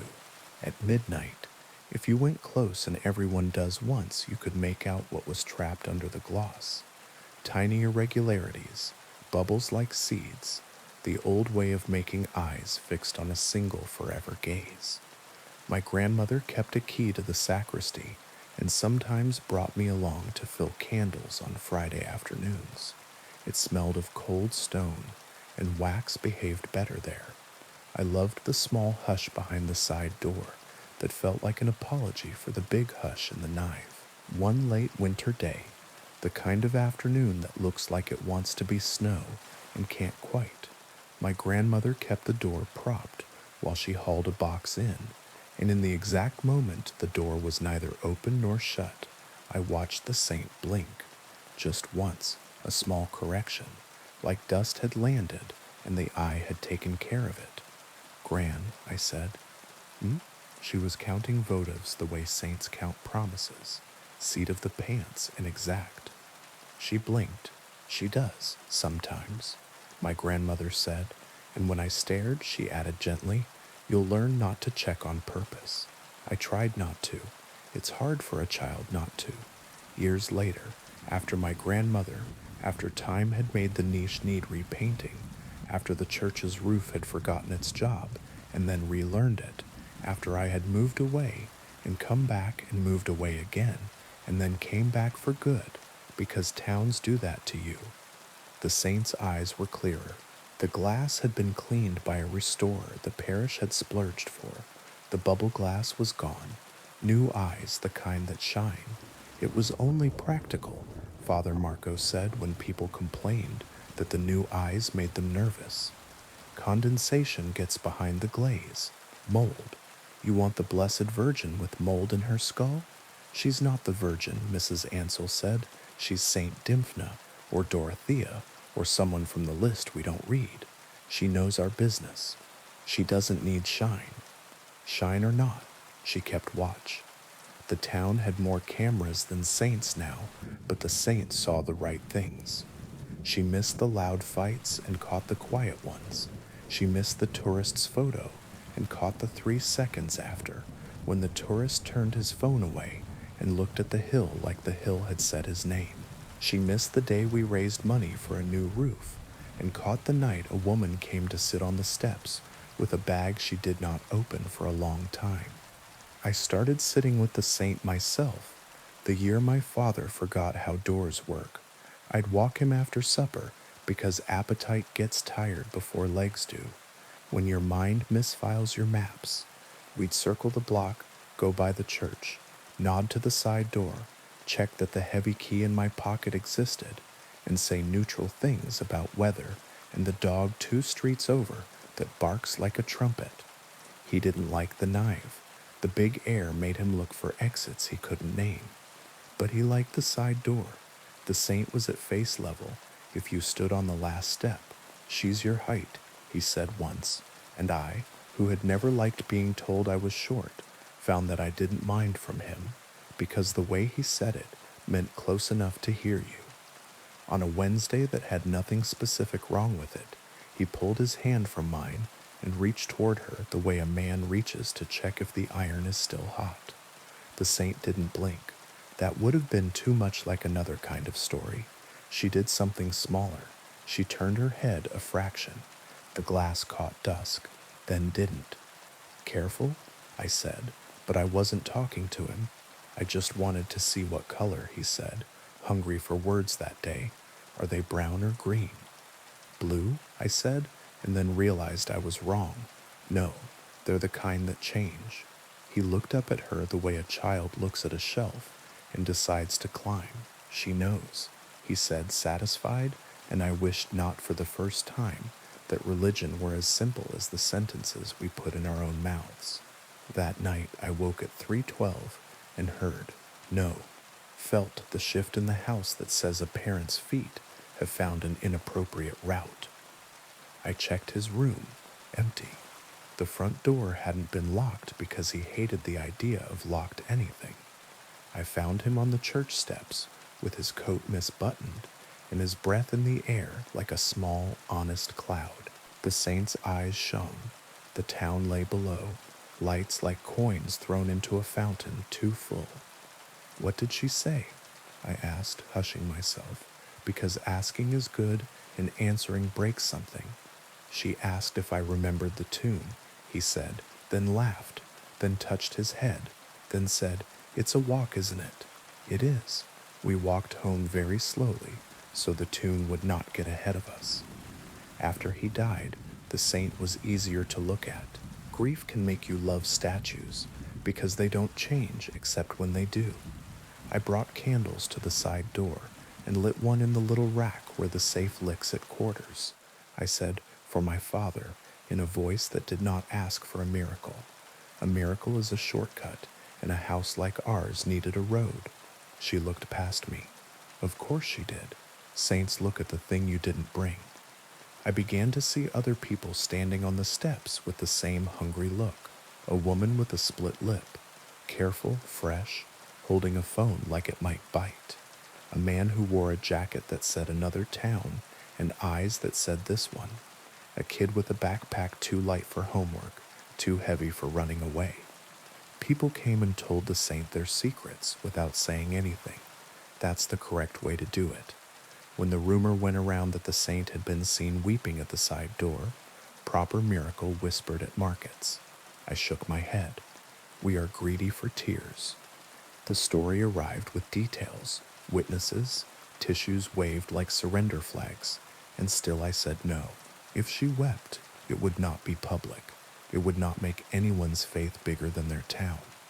Still, I began to carry a handkerchief folded in my coat pocket, the good linen one, because my grandmother would have done it that way, and if the saint needed a plain square of clean white to choose, I could pretend that was something I could offer.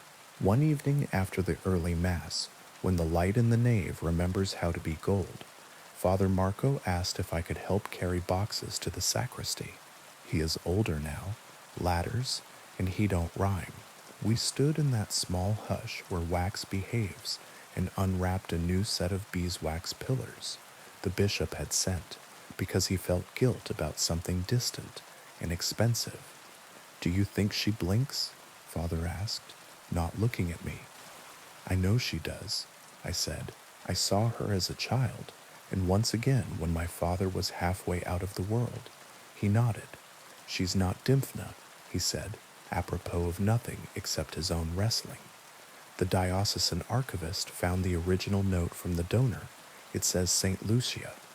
"Eyes," I said, feeling slow and chastened. "Of course, she carries them on a plate, if you remember your gory holy cards," he said wryly. "She leaves the better ones where they're needed." We stood a moment. "Do you think that's why she watches the town?" I asked. "To take and give?" "Everyone's always taking and giving with saints," he said, kind and tired. "Perhaps she just watches, so that someone is watching." There was a sound from the side door. Not the hinges, the quiet shifting of someone who has made a decision at last. Father and I glanced at each other and did not move, because the right kindness is to let some decisions be witnessed without help. Footsteps came and went. The door breathed and settled. The saint kept her eyes on the hill. It was the handkerchief that did it, in the end. A week later, wind sharp enough to strip paint from breath, I found a scrap of white cloth folded precisely on the bottom step, not damp though the stone was wet around it. My hand knew it before my head did, not mine. The linen was older and finer. The stitches on the edges were hands' work, not machines. In the center, the cloth bulged a little, as if it held a coin. I unfolded it, stupid, reverent. A small glass bead rolled into my palm, rounder than the saint's eyes, mottled with tiny bubbles like seeds in jam. I looked up. She watched. "It isn't an eye," I told myself aloud, because language keeps doors between things. It wasn't, not anatomically, but I knew what it meant when it was mine for a moment. Someone had come in the night with a need, and the saint had made a trade in symbols. Here is vision, leave me your fear. Here is clarity, leave me your lie. Here is the ability to look and not forget. Leave me the part of you that wants to. I wrapped the bead back in the linen and tucked it into the niche below her hands, where small offerings rest. The note folded like an airplane, the ring left like a relief, the dried bouquet that sticks around out of loyalty. Find who it's for, I said, ridiculous, and walked home with my hands in my pockets so I wouldn't touch my eyes by accident. News ran through town, not as gossip, but as startled gratitude. A girl who had fallen had the courage to say she had. A man who had been caught in his lie told it himself and then told it again until it felt like a story he was done with. A neighbor who'd gone quiet after the hospital returned with jokes only one person laughed at, and that was enough. No one said the saint did it. The saint keeps watch. People do things. One night late, I woke to the feeling that someone was standing at the bottom of my bed. It was the old fear. I am not immune. I lay there and named furniture until the feeling passed. In the morning, on my kitchen table, lay my grandmother's handkerchief, the one I carry, not the saint's, folded precisely, a small bulge at its center. No, I said to the air, smiling and not. I don't need to see more. I need to look longer. I unfolded it anyway. In the center lay nothing. The bulge was made by a fold I had not unmade in years. The cloth smelled faintly of stone. At dusk, I took my empty handkerchief to the side door and tucked it into the niche. The saint's eyes shone the way clear glass shines. She looked at the hill. The town breathed. The bell's electric now, a recorded chime, told the hour once and no one minded. If you come by the church, ours or yours, don't look for tears. Look for the small corrections, the blink that knocks dust off a gaze, the fraction of a head turn that says, I see the thing you didn't bring. Bring a clean square of cloth anyway. Bring a promise to look longer and not louder. Bring a secret and the ability to keep it until keeping hurts. Saints are doors we set in walls because we forget how to open sky. Sometimes they hand us a key that isn't a key, and we pretend to understand because pretending keeps our feet where the stone is good. If she looks at you, don't ask for anything first. Say what my father said, happy as a child. It's a walk, isn't it? And then take one around the block and around again until the hill and the town and the glass-eyed saint all agree that tonight at least you have been seen. Now, on to the next story. The last time the moon showed its face in our valley, I was 12 and didn't know what it meant to count your breaths. Back then, the mountain wore a winter cap of cloud, and the town street lamps painted a respectable circle on the cobbles. And if a dog barked after midnight, the sound ran along fences like a rumor, then faded. The moon came up silver and whole, and the old men stopped their cards and the old women stopped their knitting, and everyone looked up as if something had entered the room without knocking. It was a good harvest year. It was before the flood, before the mill burned, before we learned to measure nights by what didn't happen. After that, we didn't see the moon again. Not once. Not for 19 years. We spoke around it the way a family talks around a bad father. Weather forecasts said overcast. So many times it became the shape of a week. The nightly news showed satellites and low-pressure systems, like children lifting a bedsheet to prove there is nothing under it. People who moved here learned quickly not to mention the sky. Tourists tried to film the mountain halo and learned quickly their batteries died on that ridge, and their files corrupted with a soft, bubbly noise like water boiling over a low flame. We grew used to it, the way you live with a limp. We put better bulbs in streetlights, then gave up when they buzzed themselves to death. We replaced curtains with heavier cloth. Mothers told babies stories about old moons that lived in picture books with glitter, and toddlers pressed their hands on the foil and whispered like praying. The rest of us pretended not to notice the way calendars made us tired. I work nights. I don't need to say what kind, just enough to keep cash in a jar and lights on in a house that deserved better. The job suits people who don't mind being invisible. Sometimes I think invisibility is the only honest thing we have left. On the 19th anniversary of the last moon, I took the long road home from the edge of town because the short one had a police car, and I am too old to watch anyone explain themselves. It was 2 in the morning. The wind smelled like a change that hadn't decided what to be. The mountain's snowcap glowed a dull, reliable gray. I counted my steps from the turnoff to the footbridge because the boards there have a way of remembering names. 37 steps, 38, 39. At 40, the world brightened, not like dawn. Dawn is patient, a soft hand on the back of your neck. This was the light in an empty theater when the house manager hits the wrong switch. The river took a breath like a surprised animal. My mouth dried. I looked up because everyone looks up, even people who swear they won't. The clouds were thinning, not breaking. Thinning, as if someone had pressed their thumb into the wool and left a shallow bowl. A pale coin showed through.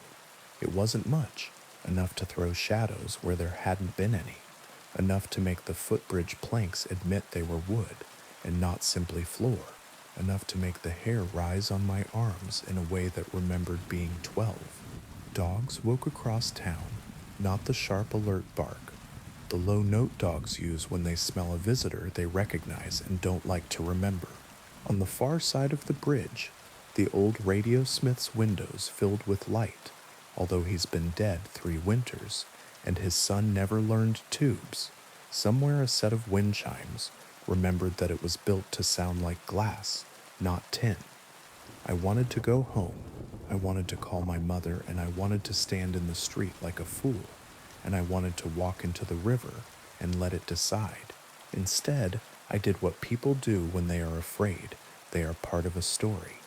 I kept going the way I had planned and tried to make my feet uninterested. The first scream came from the direction of the mill ruins, not a movie scream. The sound someone makes when they see a memory coming toward them with teeth. Then another, behind the church. Then the kind of silence that visits a room where everyone is listening for the same thing at once. I cut through the grocer's lot, and the grocer, who keeps a bat by the freezer for rats, stood with it on his shoulder and didn't seem to know what it was. "Do you see it?" he asked, like we were boys daring each other to climb the water tower. "It's just a moon," I said, and the word just was the lie, and we both heard it. The clouds thinned more. The coin became a face. The face became an eye.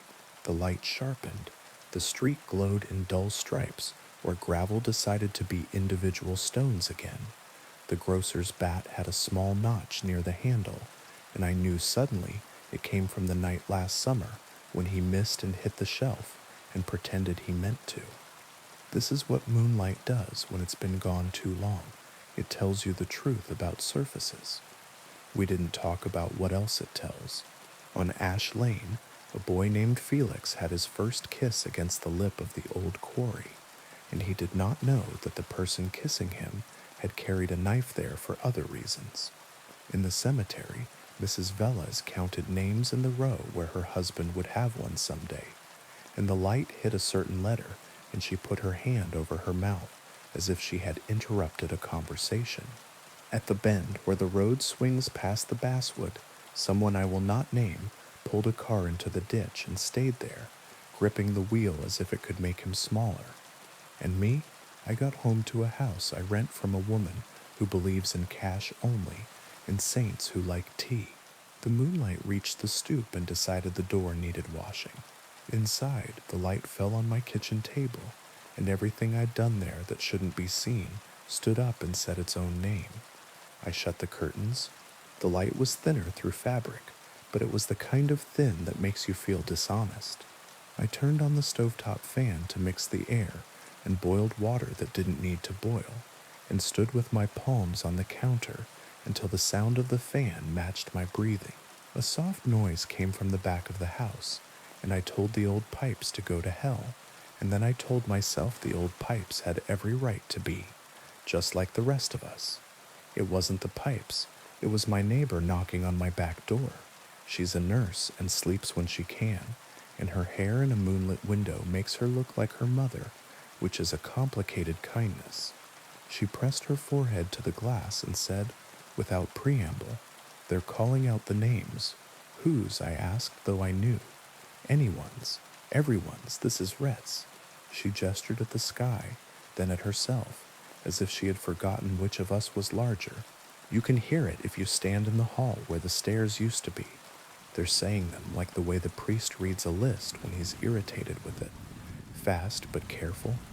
I went with her because people do. The hallway in her house remembers a second set of stairs the previous owner ripped out to make a long closet, and sometimes if you step exactly where the fourth stair would be, your ankle decides to fold. We stood there shoulder to shoulder and listened to names fall through the ceiling like slow rain. My name was there. So was hers. So was my mother's maiden name, which the town never uses. So was the grocer's dead father. So was a girl none of us had seen since she cut her hair and left before breakfast 13 years ago. We whispered yes when we recognized one, like librarians alone in the stacks. Eventually the list looped, and it was worse hearing it the second time, because then you knew who you were waiting for. The nurse squeezed my hand. "Do you smell it?" "What?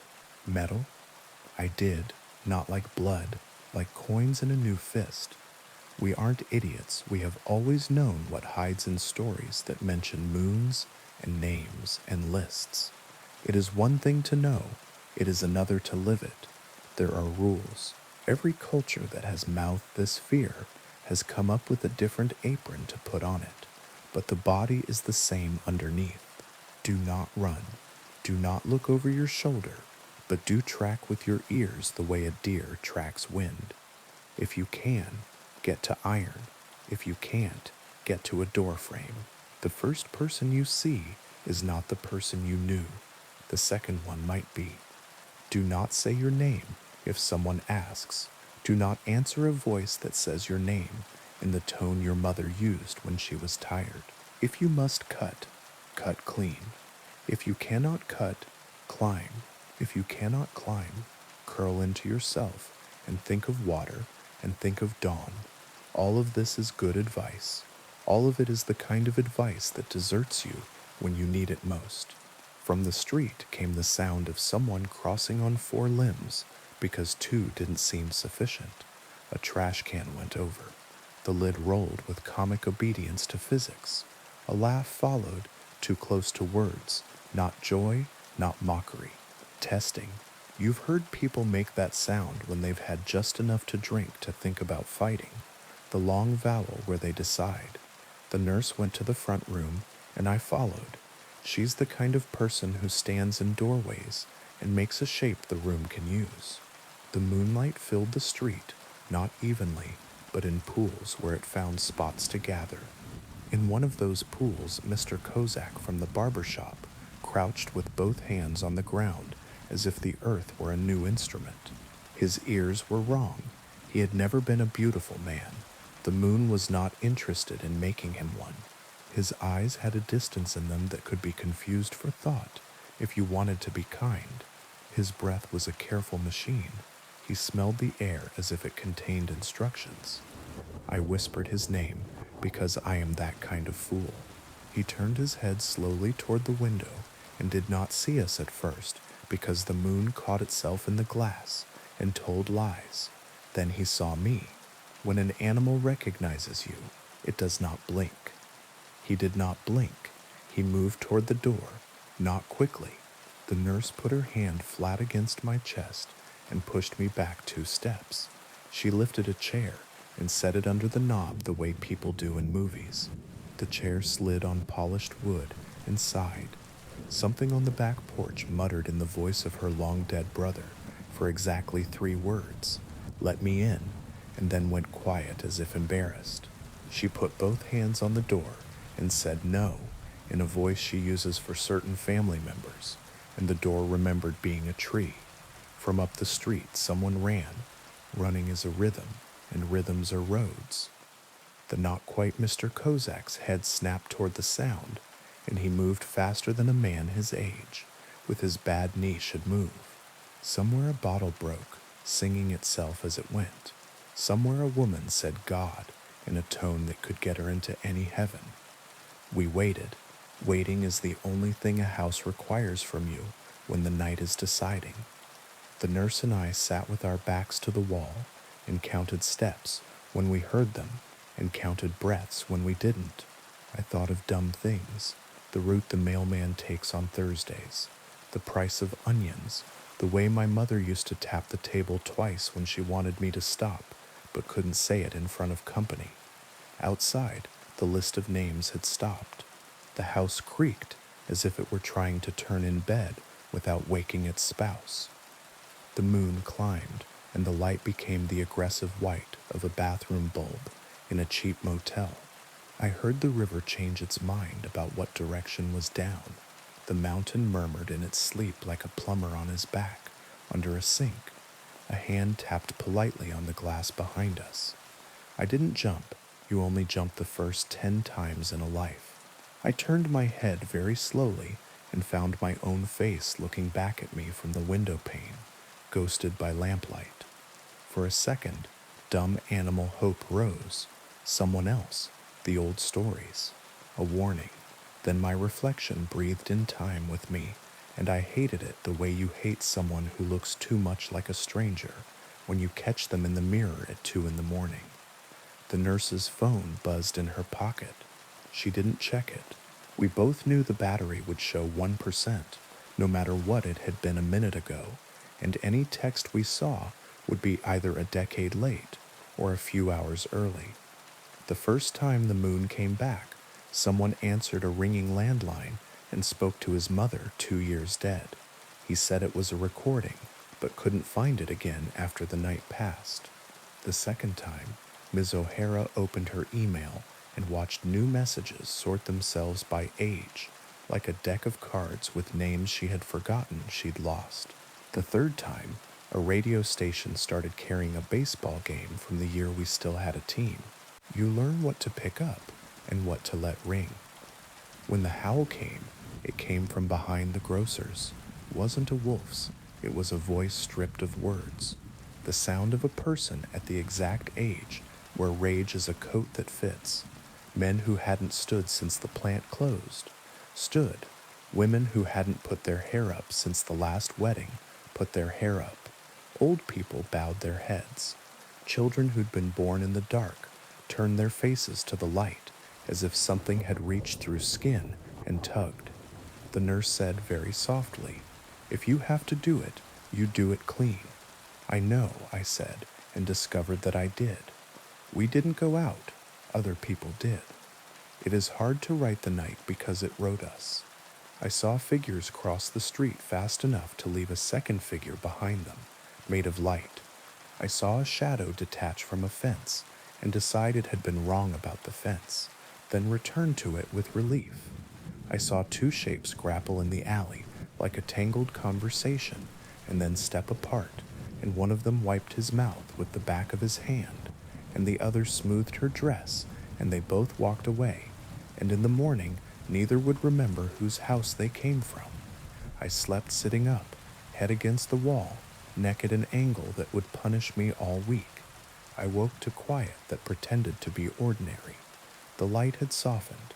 The moon had gone behind its old curtain, as if it hadn't been in the room at all. In the street, someone had dragged a hose to the gutter, and the water came out pink and then clear. The nurse made coffee stronger than it needed to be because she likes to test her heart. We went out together, and the town did the thing towns do after disasters. We decided what the story was going to be. The grocer boarded a door that had lost interest in hinges. Mr. Kozak swept his stoop and did not, for the rest of his life, touch his ears in public. The parish ladies collected the names of those who hadn't come home and wrote them on index cards and stacked them with rubber bands in a drawer no one else uses. I walked down to the bridge with a bucket and threw water over the places where footprints looked more like paws than feet, and told myself I was trying to keep the smell down. When someone asked about the list of names from the hall where the stairs used to be, the nurse said radio interference, and the person who asked accepted it because people who live in valleys learn what to blame. That night, the clouds were obedient again. The mountain put its hat back on. Dogs slept like they'd done a job. The river went the way it always goes. We all pretended to be relieved, but relief is a muscle, and if you use it too much, it shakes. 2 weeks later, the light rose again, not as bright. The coin kept its thumbprint. The list began sooner, in another part of the house, this time in the gap where the dumbwaiter once ran. Different order, different names at the top, same careful tone. We didn't wait for the howl. We didn't need to. The town was ready in a way that makes you proud and sick. You want me to tell you it was wolves, that it was a man, that it was mass hysteria, that the mountain houses a frequency that rattles fillings and makes people do religious things and bite. I can't. All I can tell you is what it felt like to live inside a town that keeps itself small on purpose and then watches something bigger put its hand over us and ask us to breathe with it. I can tell you what it is to walk on all fours because the ground has learned your name and wants to hear it the slow way. I can tell you that some people came back with scratches they couldn't place, and some came back with debts they refused to pay, and some didn't come back, and we folded their names into drawers and told the children different stories about where doors lead at night. And me, the third night the moon returned, I went to the bridge early and sat in the shadow where it couldn't find me. A shape joined me there. Not a man, not anything you could elect or arrest. A presence like a posture you remember from someone you loved. It didn't speak. It didn't need to. It smelled like coins and pine pitch and the inside of a new barrel. It pressed warmth into the air like an animal that had lived too long outside and remembered blankets. It leaned its weight against the post, and I leaned mine back the way you lean against a friend when there's only one bench. When it was over, I went home with blood under my nails and a voice in my throat that would not be mine for a while, and a name in my ear that I will not write. I washed my hands. I slept. I woke. The nurse knocked at the back door and handed me a cup and did not ask. We sat in the kitchen while the fan tried hard and failed to drown out the memory of light, and we decided what words we would use if anyone asked, and we decided that if anyone asked too, well, we would move, and we decided that moving is only a different kind of staying. Since then, the calendar doesn't make sense. The moon comes when it wants. A thin glance at a bus stop, a bright slap at the river, a sudden coin above the grocery when the delivery truck's back is open, and the cases of tomatoes shine like somebody's idea of a heart. We are not surprised anymore. We are careful in pairs. We keep iron where it makes sense, and sometimes where it doesn't. We speak our names aloud at noon, so they are heavy enough to hold at night. We keep a list of who should not be met on the street after midnight when the light is white, and we keep a list of who should be walked home, even if they say they don't need it. On bad nights, the list of names comes from the hall where the stairs used to be, and from the dumbwaiter shaft, and from the crack in the cellar wall that lets in a thread of river smell, and from the mouth of the stove, and from the back of my own teeth. I put my hand on the table and count to 40 and don't get up. On good nights, the clouds are stubborn and the dogs snore, and I make soup with onions for the smell, and the nurse sits with me, and we play cards, and we both look at the window at the same time, for no reason at all, and are pleased when the glass is only glass. Sometimes I go back to the footbridge at 12 and try to remember what it was to be a child in a night with a proper moon, the kind that made raccoons look like thieves, and made my mother say curtains, please, with a smile. I know better now. The moon is not for us. It is not against us.